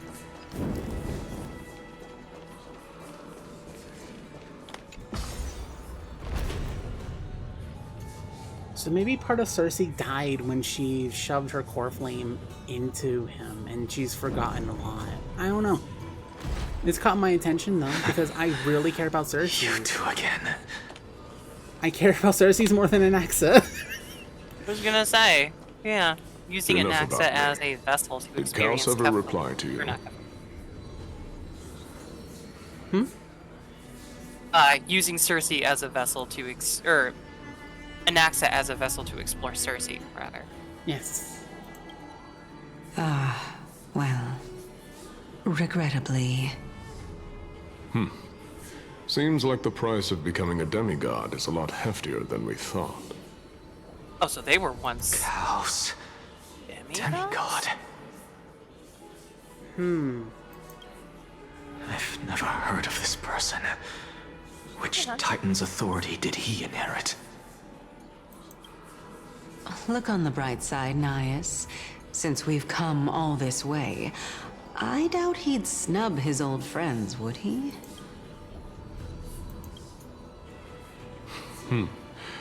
Let's just hope we mean as much as the world to him.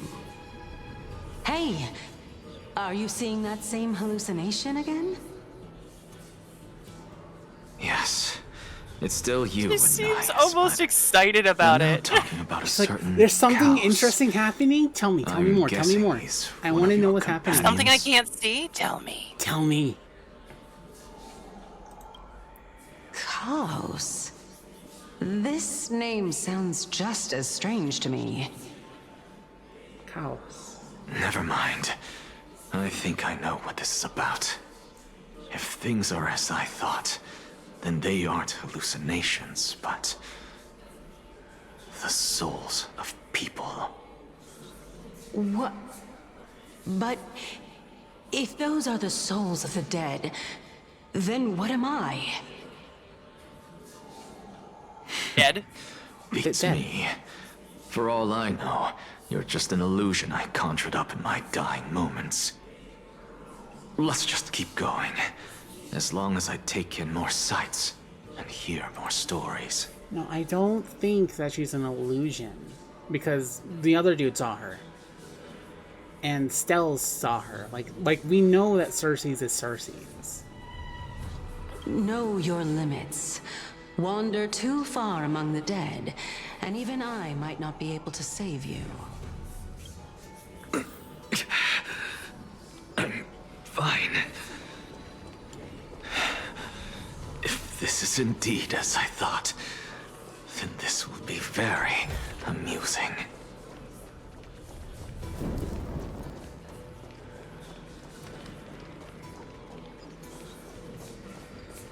So, we meet again. I'm sure you wouldn't mind a snooping ear.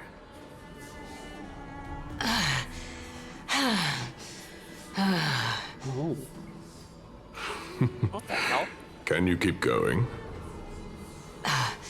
Of course. I'm just... If I knew we had to climb a mountain, I wouldn't have come along with you.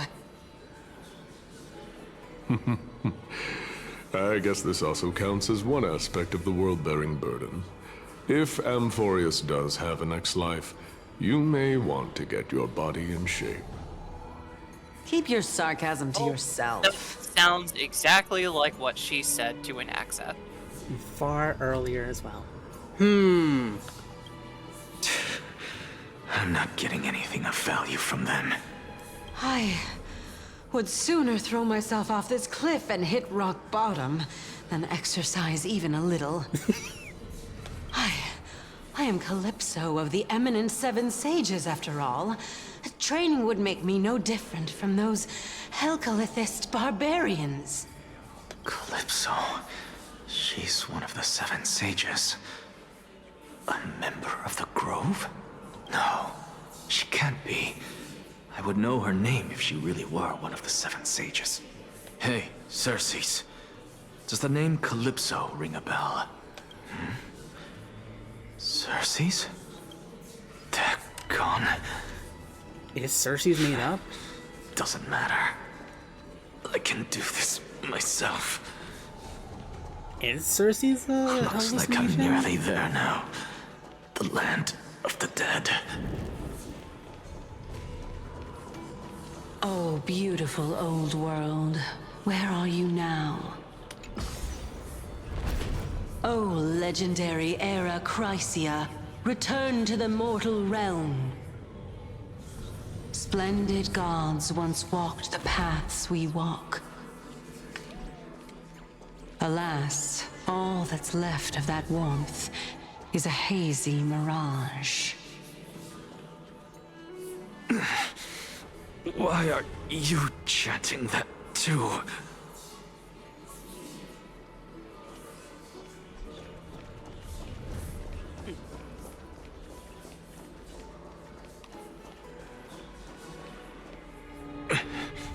We're here, finally.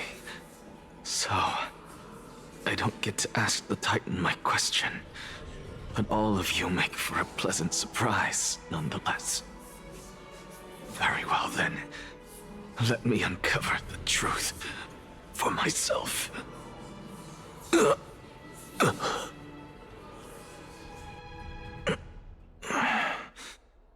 I still fail to make it in time? Huh? So, I'm back here again. This is... I can hear it. I hear it from the depths of the tides, behind the closed doors of the Void World. A voice ready to tell me something.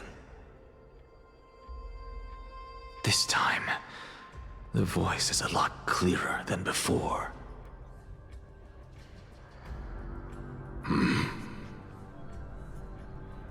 Since we've come this far, let's just wait.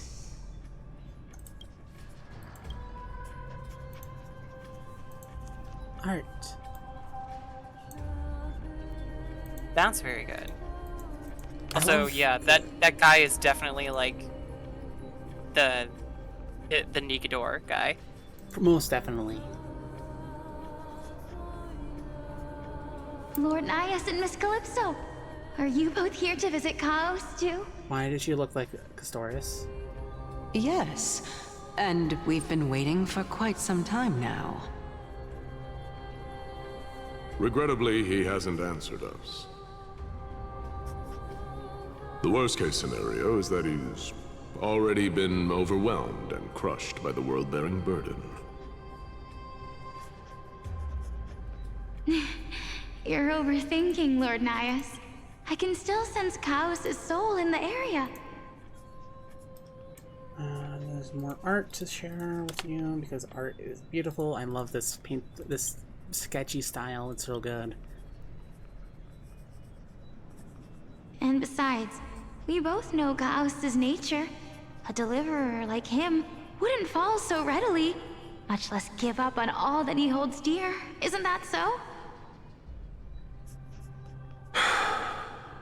Yes, I have faith in him. Well, that answers that question of who will get Kefali's core. Snowy is going to get the core. Because he's also called the Deliverer. Oh. Oh, I didn't pick up on that.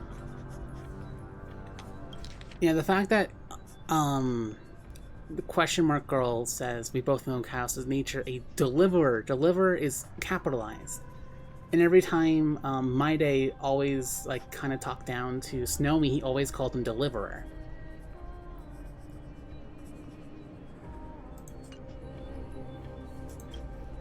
That reminds me. Why are you making this trip alone, Polixia? Polixia? Oh, my sister needs more time to make sure the flowers are fine.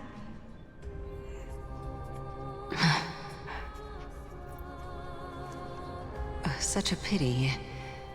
Both of you have hearts kinder than anyone else. Yet you are born only to take over Thanatos' divinity.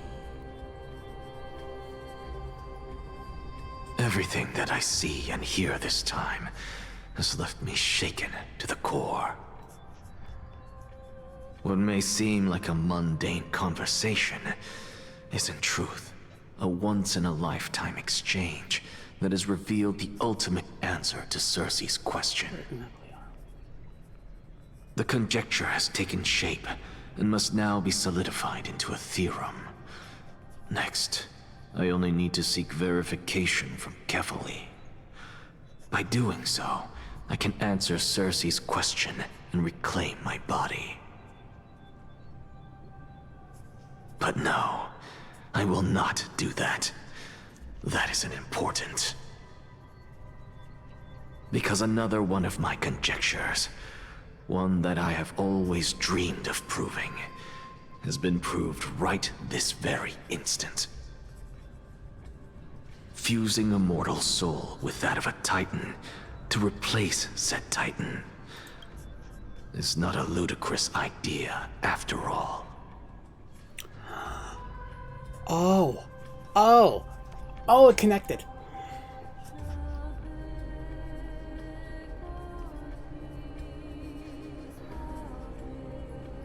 I mean, isn't that just what the flame chase journey is? Right? I think so. Another idea that popped into my brain. What if all the Titans are dead already, but the Titans we meet are the previous core Flame Chase Journey members? I mean, yeah, it makes sense. Because they were always talk about like, oh, there was a previous attempt at the Flame Chase Journey and they failed. What if it didn't fail?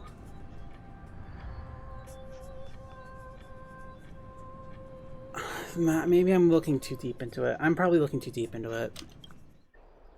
I mean, let's see where it goes. Oh, it's Danny. Speaking of Danny, oh fuck, I have to voice act. Uh-oh.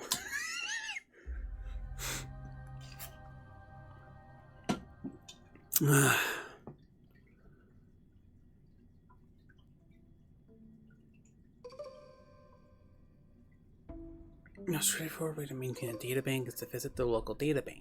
Danny knows this too well.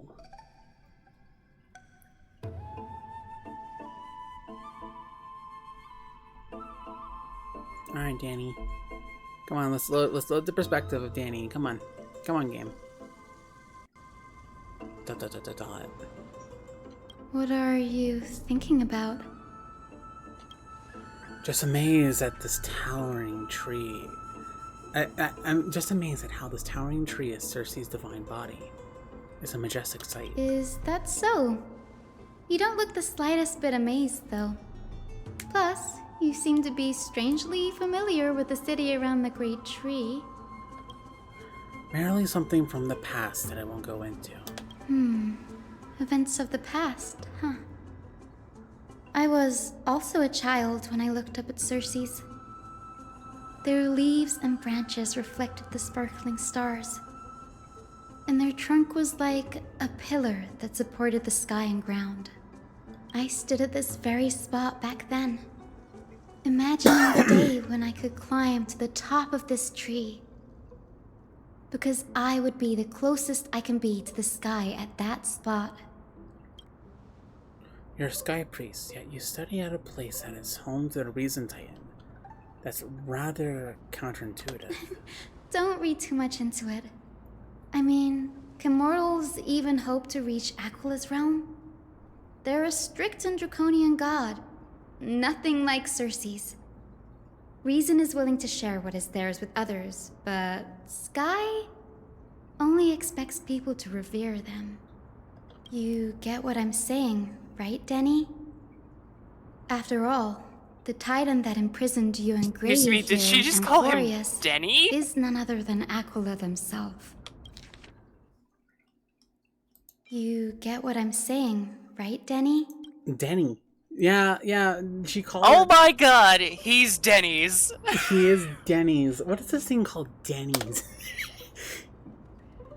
Yes, I didn't count on provoking the ear of a local god. But there will always be people who dream of soaring towards the sky. The Grove has a wealth of research on Aquila, and that is exactly what we are here for.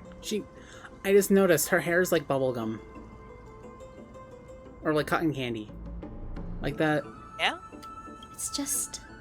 I can't help but see I trans never colors. thought Grave would Everywhere. meet with something Happy like Pride. that Happy before we Pride. set off. As a physician, I should have been there by her side. Bad luck tends to come in shrieks. Don't beat yourself over it. Besides, Aglaya needs you here to uncover the truth behind what happened to the Grove. Let's just make the most out of this trip and keep a lookout for any documents related to the Death Realm. They could be useful to her. Yeah, there's no rest for the weary, huh? In any case, what we're looking for could be anywhere in this enormous grove. Let's split up to cover more ground. Danny, with your skills, I'm sure those monsters born of Black Tide will pose no threat to you anyway. Zoink Scoob! What about you? Will you be alright on your own? Have you forgotten that you're talking to the chief physician of the Twilight Courtyard? Have more faith in me. I'll be just fine. The silence here is near deafening. With the vast amount of knowledge it holds, this academy is akin to a labyrinth of information. Even the cleverest of scholars would easily lose their way in here. I should gather my thoughts before heading in. I don't believe in Boreas. In the myths, Aqua, the titan who reigns over the main sky, is a colossal bird that overlooks the world beneath them with 100 eyes. As long as it continues to soar above the clouds, the people of Emporius will remain trapped on the ground. Hyacine's forebearers are the priests who worship Aqua. Nobody's more familiar with the taboos of the Sky Titan than her. Seeing how Aglaya has sent her here as a guide, it's possible she plans to have Hyacine take on a trial in the future. Aya's plight. Nobody could have imagined that her life would be forfeited the moment we landed on Emporius.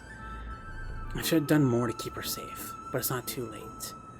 We still have a fighting chance. The unique rules that govern life and death on Emporius might just work in our favor and save her.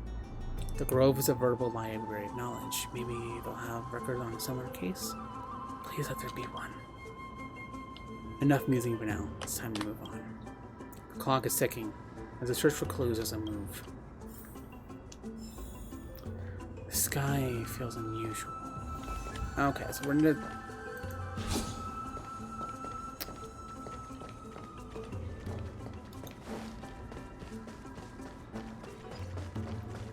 We're running. Running up the tree. Running up a tree. Well, there's just a dead body right there. Yeah, we're just gonna ignore it. Oh, there's more dead bodies. Okay, cool. They're obviously like leftover from the attack, right? Probably, maybe.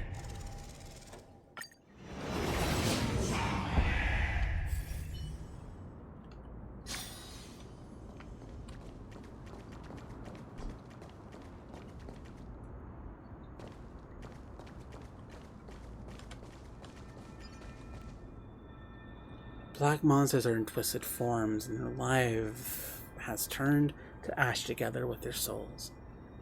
It's impossible to figure out their form when they were still alive. These are the remains of the Black Tide monsters. It looks different from the Satankin from up close. What's that underneath it? A scroll? A record debate between Vanillus and Nospor scholars. Most of it is illegible, leaving only a fragment of dialogue. We all recall that it states that dared touch the sky, but what were they really? Just blind masses manipulated by ambitious politicians who dared challenge the Titan's authority? A completely meaningless attempt, an absolute mistake.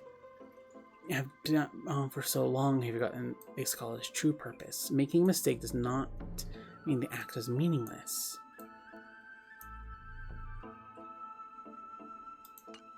I'm not going to read through them. As expected, the Grove doesn't forbid discussions about the sky. It's a debate between two scholars about the sky ships. Aglaya also made mention of the ships when she interrogated us, a memory I'd rather forget. What's up, Ceres?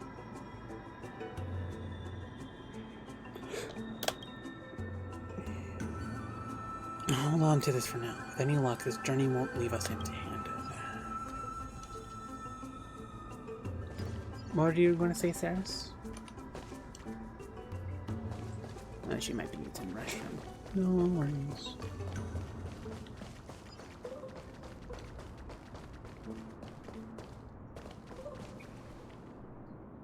Well, make a wish.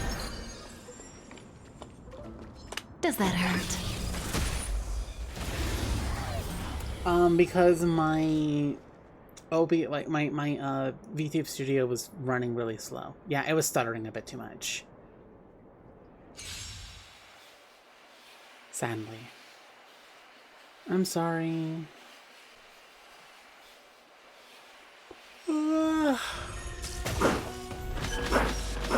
Eternal. Get them! Relax. Destiny is apparent. Ill fate descends. Sunbelt. Stand still.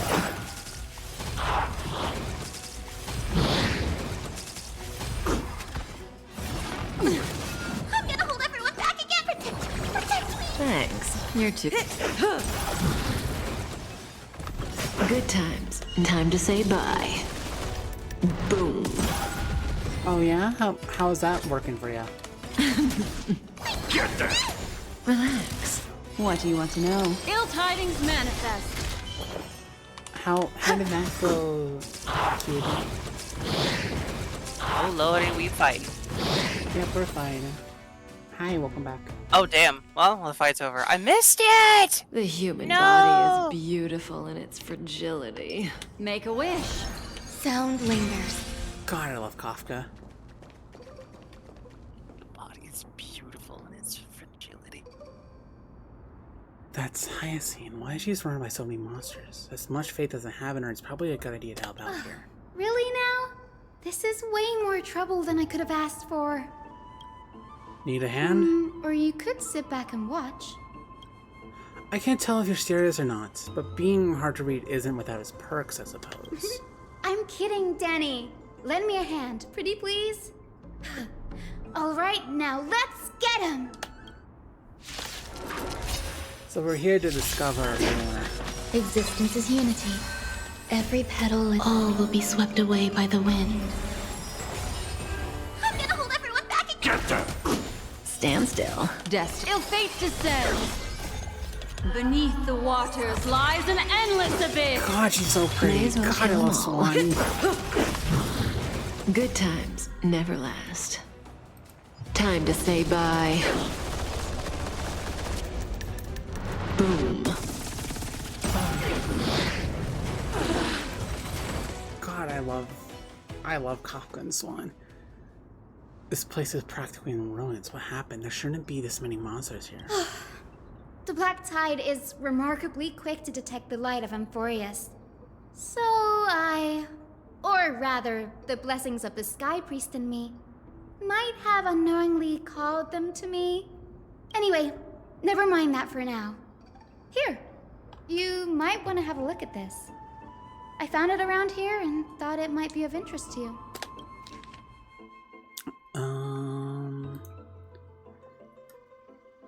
Well then enlighten me. What do you mean by examining from another perspective? When we stand normally...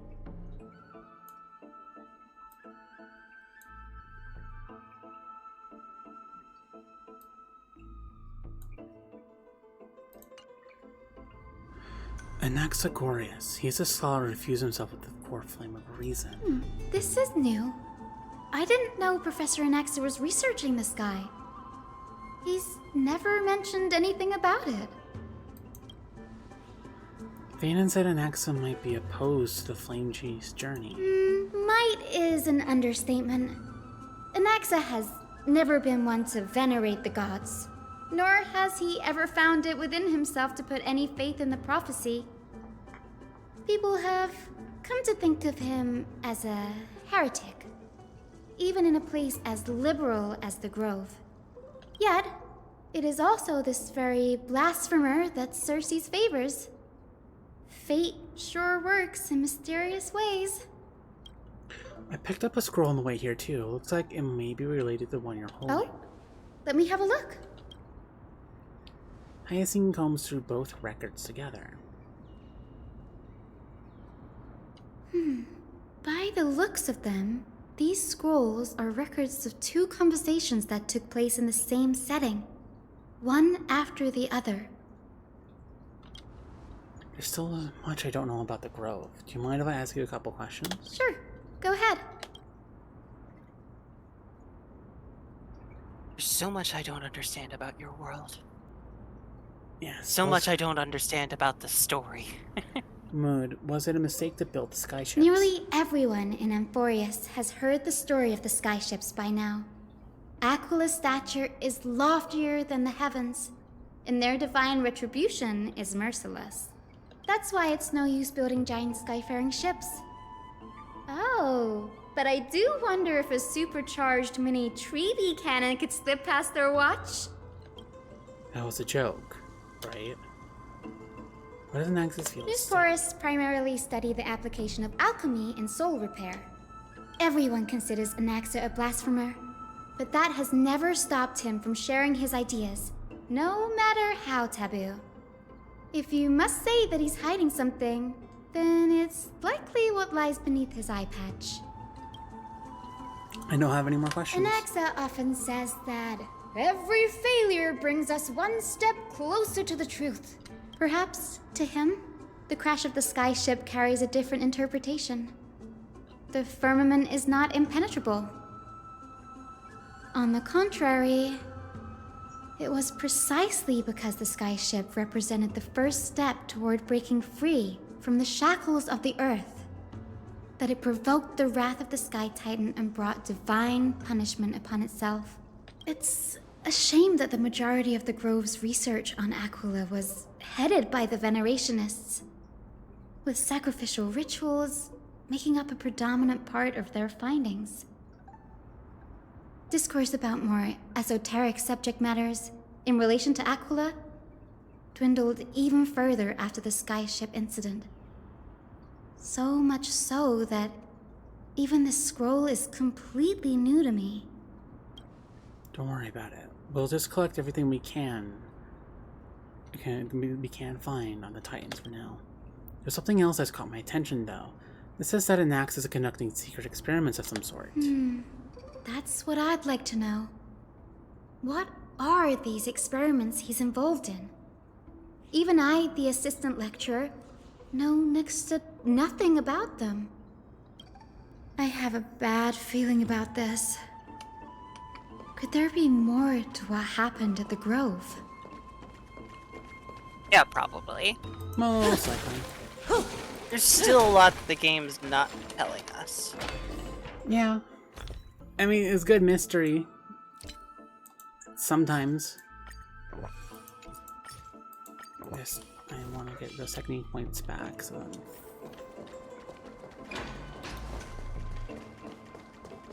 Into the Library of Philia.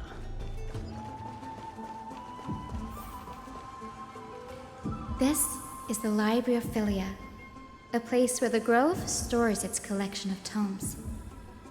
Other than books written by the 7 schools, you can also find philosophical texts, ballads, and religious writings from the Outlands here.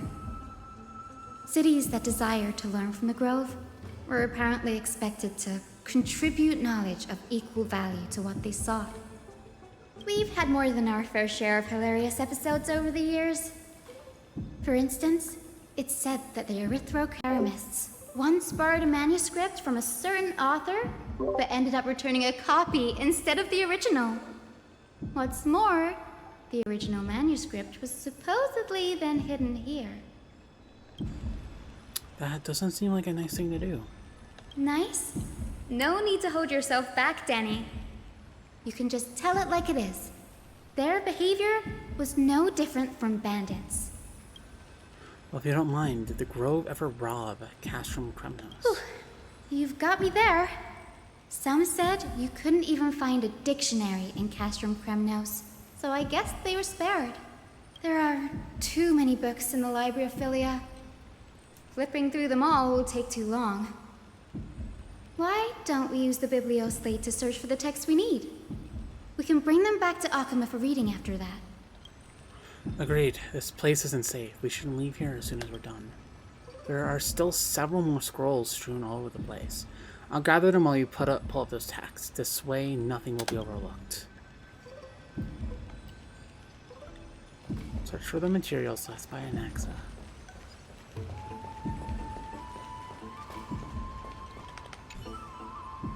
Book covering annotations from many scholars. You skim through it and the highlighted nothing's included. Okay, whatever.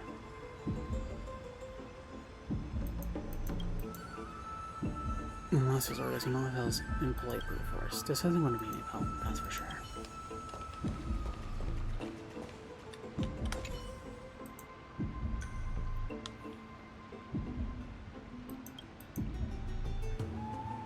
The many mystical beasts from now for their longevity actually reside in areas of poorly managed birth and death records for such creatures. Play falls under the domain of not approved.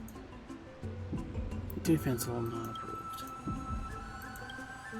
Impressive tenacity. Hopefully it helped him survive the Black Tide. Investigation. These are complaint letters from school scholars about Anaxagoras, a blasphemer. There's a thick slate of letters. Based on the dust accumulated in the perfectly intact seals, the complaining did not even bother opening them, just chucked them aside into a corner. This is about Anaxa. I should read this. Hyacinth, you should come over here and take a look too. Ugh, it's so dusty in here. Whoa. Are these all complaints about him? I can already see what they must have written. Anaxa has no respect for the gods. His very existence undermines order in our society. They're probably all things like that. Does Anaxa hold that much influence? Why else would they call him the Great Performer?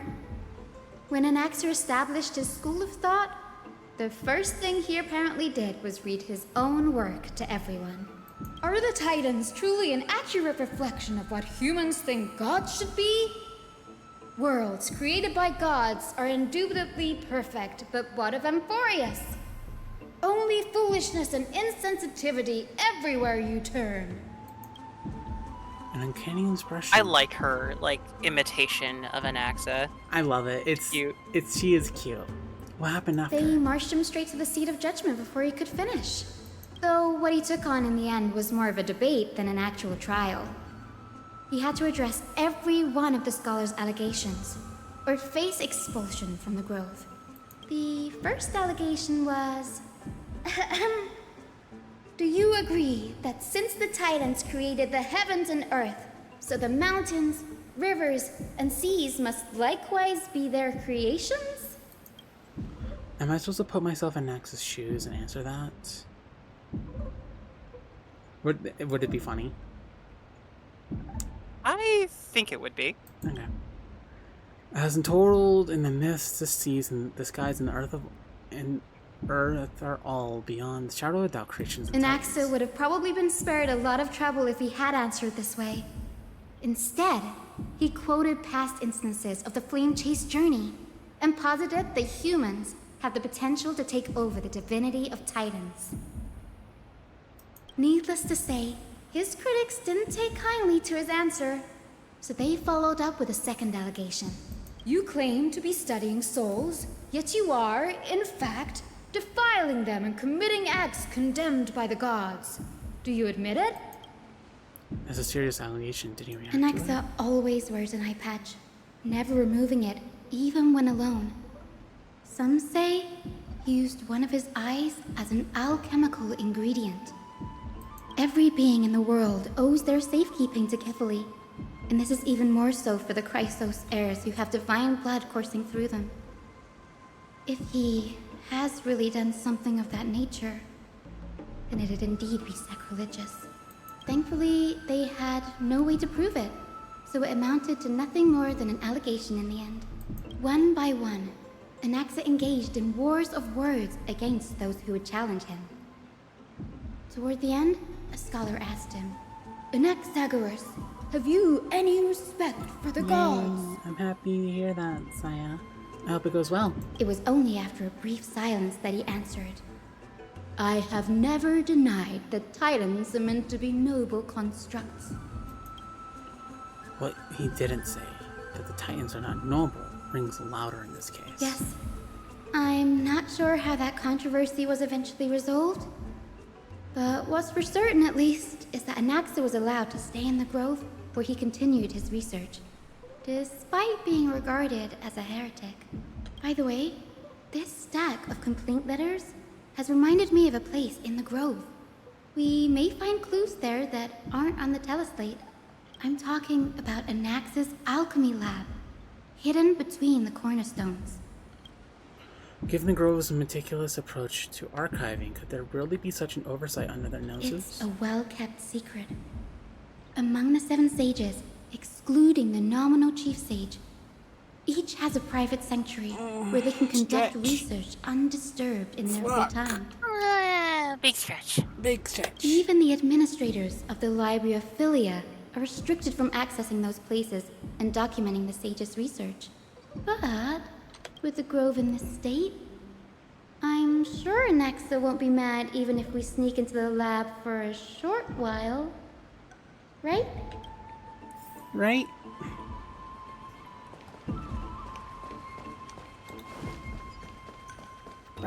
Right. He won't be mad, right? Right, Saris? He won't be mad.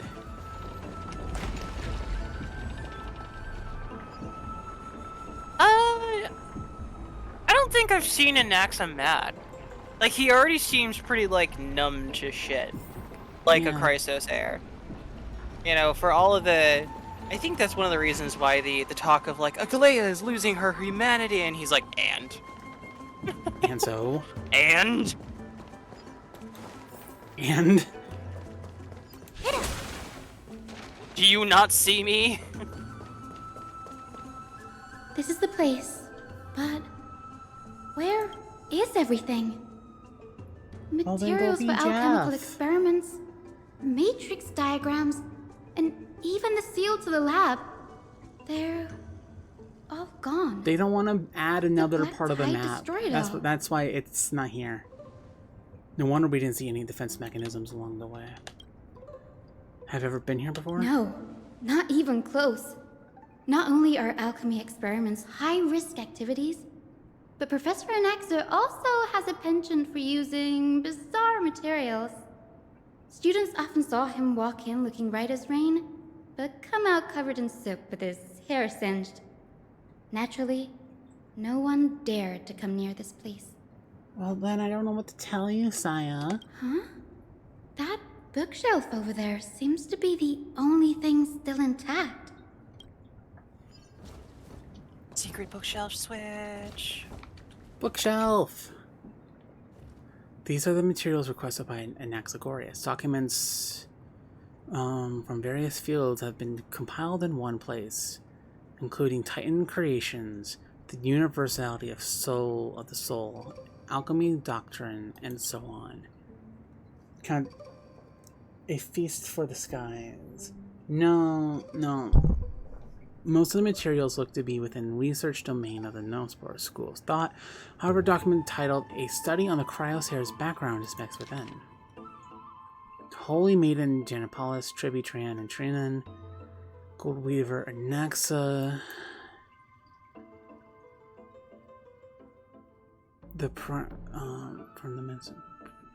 All their ancestors have varying degrees of connection to divine Titans or the divine authorities. Does the golden blood come from the heritage of the priest families or royal bloodlines? Anaxagoras, I myself show no such connection. Carefully, the creator, what criteria they used to create the golden blood to shape the Cryosairs? And Castro is the servants of death from Adonia. Her lineage is neither Titan, priest, nor demigod, but she has walked the earth for at least a millennium with the power to grant death to humans. Where did this power come from? Another text speaks of the dragon's legends of Styxia. The alchemical extraction of soul ripped from a dragon corpse is intriguing. Dragons appear to be the Titan's creations. Perhaps there's a way to reverse the process, using alchemy to refuse human souls with Titan creations, increasing the purity and divinity of gold blood towards the absolute. This theory must be tested, experiments to be arranged. What's going on? Anaxa is conducting research on our friends in Alchema and... me? Wow, he's a bitch! Yeah! This journey contains several intriguing points. Anaxa's research. Through alchemy, Anaxa aims to refine the golden blood in the Cryos heirs to a degree of purity equal to divinity. This must be what he means by close to true purity. But treating both Titan creations and the human body as materials to be used in alchemy experiments, that's rather extreme. Thank you for the hug, Ian. Danny, look at this. I have a bad feeling about this. These documents have been in complete judgment from what's behind. The important alchemical formula has been taken away. Only the author's reasoning remain.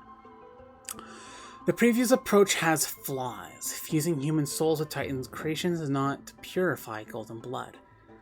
Even pure Titan creations are contaminants to the Cryos' golden blood. Soul infusion between humans and creations merely repairs impurities of the soul or maintains a connection to dying souls.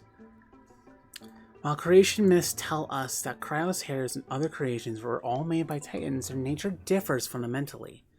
The Titans' creations are no intermediate products of an alchemical process, and the Cryos heirs are closer to Titans than the creations.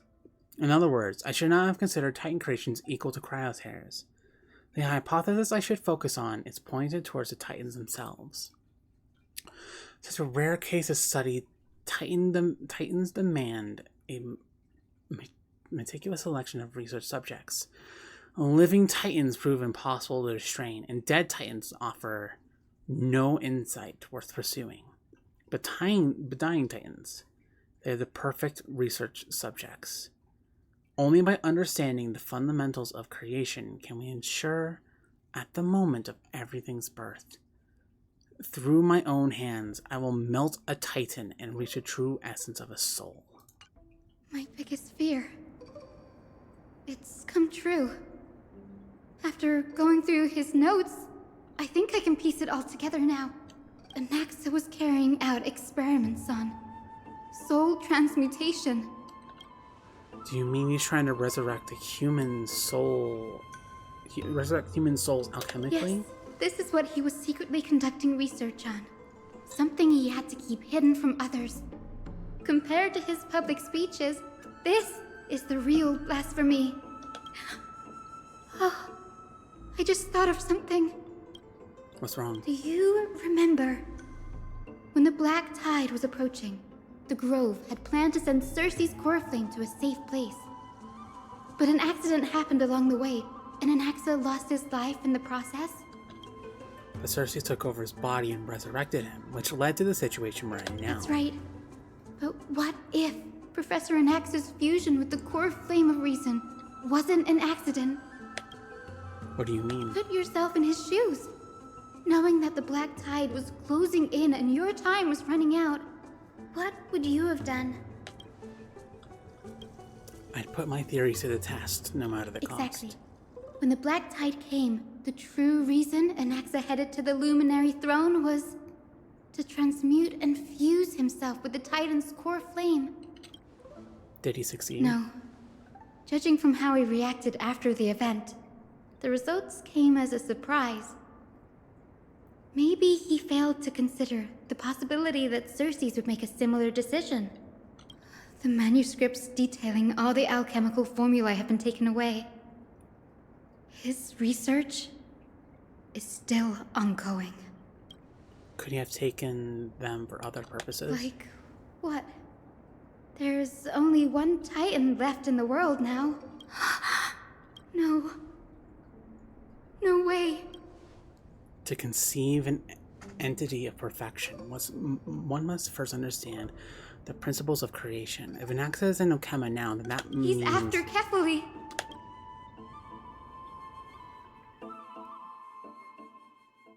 So he's trying to kill Kefali. Sir, Well, this sky above not us, kill. it's not real, is it? Of course not. This is just an image from a projection device used for educational purposes. A simple trick. What was that, Ceres? I mean, he's not trying to like kill Kefale. He's like trying to transmute their core flame into a human. Probably like trying to bring back his sister with the fucking core flame of creation. Most likely. The day-night cycle has been lost to this world. So that students like you may still learn about the night sky, astronomers have harnessed the Titan's miraculous power to manipulate the light, projecting the nights of the past here for you. Much like how the sky above the Holy City is also illuminated by Kefale's dawn device. So, the skies of Akama are fake too. You mustn't conclude that, Anaxa. You should know that only a child would expose a trick and be proud of it. Often people know more than they let on. They simply choose to feign ignorance because they have no other choice. Then they're just deluding themselves. People believe in Kefale's tale of Genesis, accepting wholesale whatever the priests preach. But we're different. We've already walked out of the firelit cave of ignorance. We have already realized that we live in a world where Titans make the rules. Even when we look at the sky, we're only seeing what they allow us to see. Rather than gazing at this mockery of a night sky fabricated by them for the rest of my life, why shouldn't I be the one to take control of the projection device instead? So much time has passed since you sowed the seeds of doubt in my heart, child. Many a night, I find myself penning down all my theories and wild ideas, only to burn them to ashes when I open my eyes in the day. Why? Because we'll face death by burning if word gets out? As a sage of the Venerationists, my soul has already become inextricably linked to the great tree. Every word I say and every move I make is certain to influence every leaf, every branch, even Every the tree itself. You take, every move But above all else, my days are numbered. Instinctively, I have my doubts about the Golden Blood and the human soul, yet I have no means of verifying them. The golden blood in my veins is woefully thin, and I am loath to waste what little time I have left obsessing over a hypothesis that cannot even be proven in the first place. But I can, sir. I can do it for us. The time is right. Give me all that I need, and I shall accomplish this grand feat on your behalf.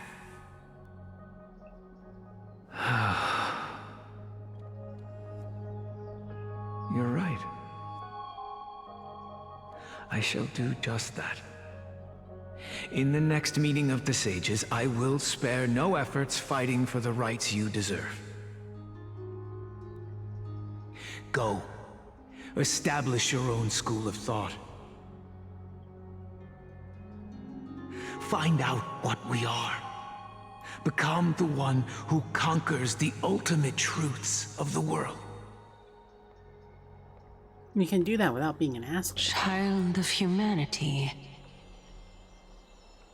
You didn't go to such lengths for an audience with Kefale. Just ask him a few questions, did you? So, you figured it out. If I were as foolish as Adromus, perhaps I'd throw myself down and prostrate before their greatness, begging for the gods' prophetic wisdom. Well, Sorry to disappoint, but I'm no Dromus. Alas, I am a human, standing tall on 2 feet, possessing both intellect and pride. Before such power, does it make any difference whether you're a human or a Dromus? I'm sure you're familiar with the story of the Styxians. When the raging waves threatened to swallow them, they didn't just give up and become sitting ducks. No. They constructed a dam that kept the roaring tide at bay, chaining down the mad Fagusa. They call me a blasphemer, Xerxes. But that doesn't mean I deny the existence of gods. It's just... as I see it, Titans are simply a force that mankind has yet to find a way to tame. Oh? If power that rivals the Titans is what you crave, why not conform to the prophecy and brave the trial? Why stop at harnessing the power of the Titans when I can do so much more? Sent me a meme. Thank you, Saya. The source of life is what I wish to grasp, to understand what makes up the soul, and to learn what we really are. Thanks to you, I've had the chance to personally verify, in more ways than one, that the soul indeed ceases to exist in death. But where there is death, there is life. And where there is an end, there must also be a beginning. How then is a soul born? That was the only unknown variable left in my calculations. And by the sound of it, you have already formed a conjecture. No. I have already drawn a conclusion. In my journey unto death just now, I finally saw the answer with my own eyes. Professor Anaxa. I'm here. Her life hangs by a thread. I must ask you to refrain from taking any unnecessary steps. Oh. Hi, Castoris. Suddenly, Castoris. Suddenly, pretty girl. Of course. I'll bring this to a conclusive end, and give you the answer you so desire. However, in accordance with the principle of equivalent exchange, I must also demand from you what I need.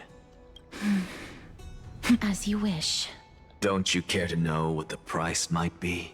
It's a matter of uncovering the truth about the Death Titan and her survival. This may be the only time I can ever save someone's life. There is no need for me to think twice. I see. In that case, let the show begin. Indulge me. Am I correct to say that you intend to prove Thanatos' whereabouts and prove the nature of our existence now? Before I begin, I must confess I had been stuck in a cognitive trap all this time. As unrelated as these two propositions may seem at first glance, they are in fact logical equivalents. They are merely two different ways of telling us about what the soul is at its core.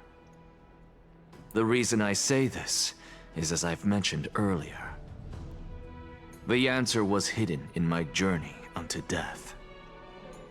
Anaxa, you were in the Netherrealm? Yes, I am but a living dead man now, but that's not important. What truly matters is, I overheard a conversation between heroes. That's not all. Remember how I said you were a part of that conversation too, Xerxes? And I've told you that I have no recollection of such an event. That was likely just an illusion conjured up by the mind of a dying man. Cersei, that's a little Of unreasonable course for a you reason type. remember. Yeah. Because that wasn't you. That was Calypso, one of the 7 sages of the Grove. Calypso? Huh? Oh, that's the name I made up on a whim when speaking to this girl. How do you know of it? And surely you jest. Don't you think I, of all people, would know if that were the name of one of the 7 sages under the shade of my tree? Don't you claim to know the Grove's past like the back of your hand? It seems you've lost even the memories seared into your soul. Use your head, Cersei. Since all of this took place in the realm of the dead, it stands to reason their likenesses are of souls from the past. The living cannot step foot into that world, so who could they be? Think about Calypso. Why does she share your likeness, yet you have no idea who she is? The answer is evident, is it not? No, it's not. Those fallen heroes are the mortal incarnations of the Titans before their ascensions to godhood. The gods aren't master creators born out of thin air, and they are no different from humans, because they all evolved from one. I mean, yeah. It's kind of what's going on in the Flame Chase journey here. They literally called Maide a god now. Yeah. I don't know why this is such a big deal. Does this answer disappoint you? Yes, because you've answered nothing. If I truly was once human, as you claim, then where do the children of humanity come from? Even on the off chance that you speak the truth, this brings us no closer to grasping Thanatos' whereabouts. How are we to find them? Like the random D20 in the background. I knew you would say that. But it matters not. I know what I'm doing. Actually, why don't we have this supreme being standing before us tell us everything? You can revive a Titan? Humans cannot return from the dead. Neither can gods. But all we need to do is look at this from a different perspective, and the problem will resolve itself. The solution is simple. Just like what you did to me. If I'm reborn as Kefali, I can rebuild the world and all within it as they once did. Simple, is it not?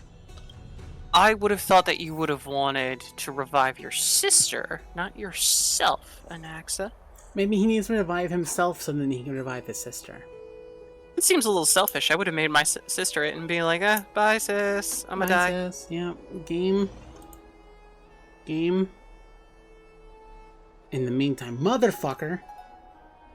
I have news from Hyacinth and Dan Heng. Anaxa might be trying to do something with Kefali's divine body. I forgot that she's British. Kefali? But what could Anaxa want? Is the Council of Elders going to sit around and let such a sacrilegious act unfold? That is not possible. He is indeed the great performer, capable of fooling anyone and everyone with his tricks. I'm sorry. No need for guilt, for this is good news to us. The Council of Elders has found themselves a traitorous ally. Anaxa's ambitious desires will be something we can exploit. What we should be doing now is to keep our eyes peeled for whichever trickery Kynus is up to, and react accordingly to thwart her plans. Being Akima's political center, the Demigod Council holds just as much significance as the Vortex of Genesis. Someday, after my duty is over, this site will take the place of the battlefield where you hunt gods. Become the next challenge you ought to overcome.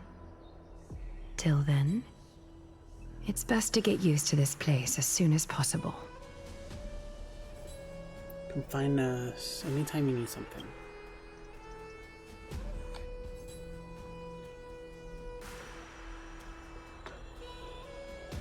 Preposterous!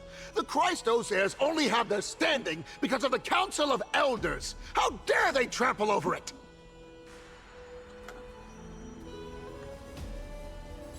Wow, these people are shooting daggers with their eyes. How is that possible? It's been a while.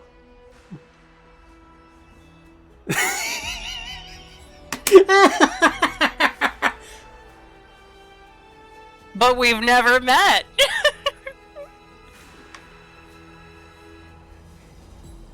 Oh. I love Stell. I love Stell, but we never met. That's fine. I recognize you. The young lord has nothing but good words about your courage. It has indeed been some time, Lord Crateros. What brings you here in such haste? People in the Keep background it down. are moving at 2 frames a second. Be more vigilant. See those duplicitous dogs over there? They do the dirty work for kindness. I've already ordered my people to hold them back, but we should still lay low. Unless you're itching for a bloody fight to get a workout in. My bad. So, did something happen? Did you hear thunderclaps last night?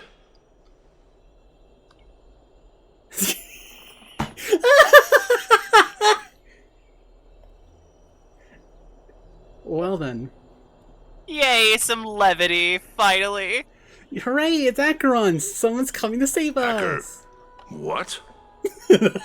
She's been through a lot lately. Please pardon her. Can you tell us more about these thunderclaps? Thunderclaps are beacon signals of strife. They are a message from the young lord. He threw a spear bearing several words at Akama. Watch out. The Flame Reaver is back. Oh. Shit. I guessed as much. We didn't actually kill them back at the Kremnos Arena. I figured this is something you would want to know. We Kremnoans never back down from a fight. So if you plan to take that thing down in a battle, reach out to me anytime. You have my gratitude. I will let Aglaya know about this right away. Remind her to be on her toes while you're at it. That vicious kindness has been unusually active lately. Those lackeys she keeps undercover have been going in and out of the city a lot more frequently these days. Some even seem to be getting Kremnoans to defect to the council. That's... Looks like you can see it for yourself. We should get back. Thank you for the intel, Lord Crateros. Yippee! Good place to pause. I feel like this is a good place to pause. It's just like so much going through there. There is, and we're like, I feel like we're constantly on the edge of a revelation, and the game is like just perpetually teasing us. Yeah. It's a lot. I don't know if I like it sometimes. Oh god, you're huge in my hand. Oh my god. Yay, I'm a big slime! There we go. Get slimed. Get slimed. Alright. There we go. Acheron's theme is playing. I love the little detail of like, thunderclaps, Acheron is here to save us. And it's just, I love Stell. She's perfect. I love her. Alright. I'm gonna not play her theme actually. I wanna slower theme. Hey chat. And Saris, do you wanna watch Cypher's revealed trailer? Yes, actually I would. You wanna see the kitty? I wanna see the pretty kitty! Yes, ma'am. I am working on it. Okay. Gotta make sure everything is working properly, and then we go. I can't wait until we meet the pretty kitty. We'll meet the pretty kitty very soon, I imagine. Application output. So we're gonna type it in as the right one because my other browser is currently being a bitch.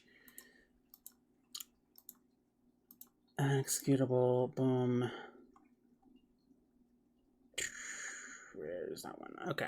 And then we swap to this screen.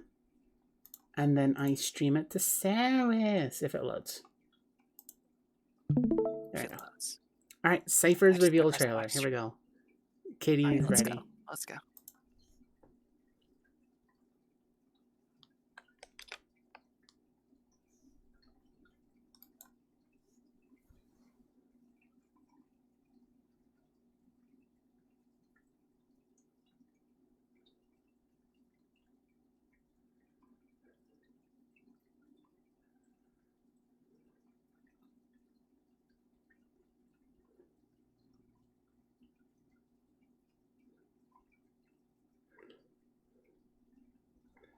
Pretty kitty. Nice. That's what I'm looking at.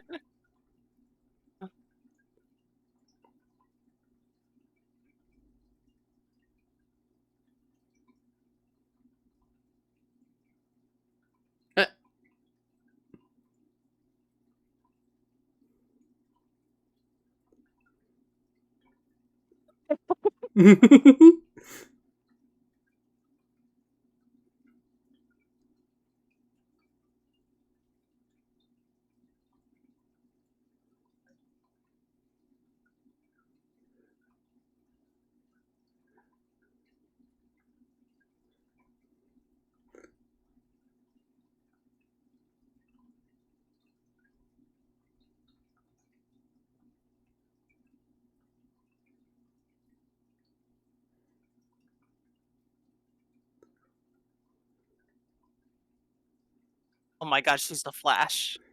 Oh, she's in Penacony? Oh, dear. He looks like he doesn't care. He's just like, yes. Yep. At least she didn't take my book.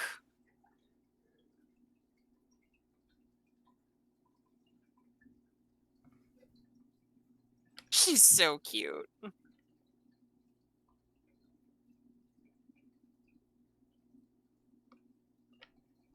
Aww! She's caught. She was caught. You cannot cage the pretty kitty. She will escape. We're gonna have to cage you. I'm sorry. You've been a bad girl and you need to be properly punished.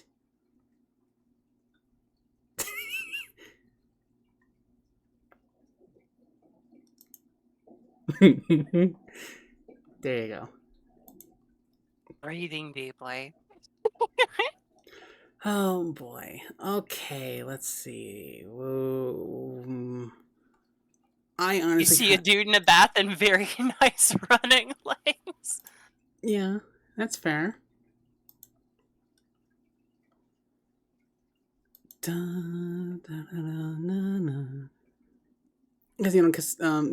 Hyacinth got hers. Gastoris got like 4 different videos. Naxa got a couple. Trebe got a couple. My day, we have videos to watch whenever we get to the point. I have to mute stream again because no, it's okay. I'm gonna end here. It's okay. Because I'm tired. I don't have the energy to raid today. Axel. No, that's totally fine. All right. Well, thank you all so much for joining. I really do appreciate the support. Aww. Thank you, Aya. Thanks for having me again. Yeah, I gotta pop a good end song here.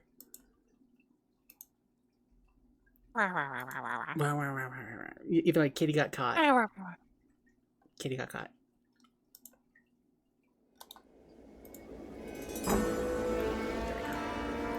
Alright.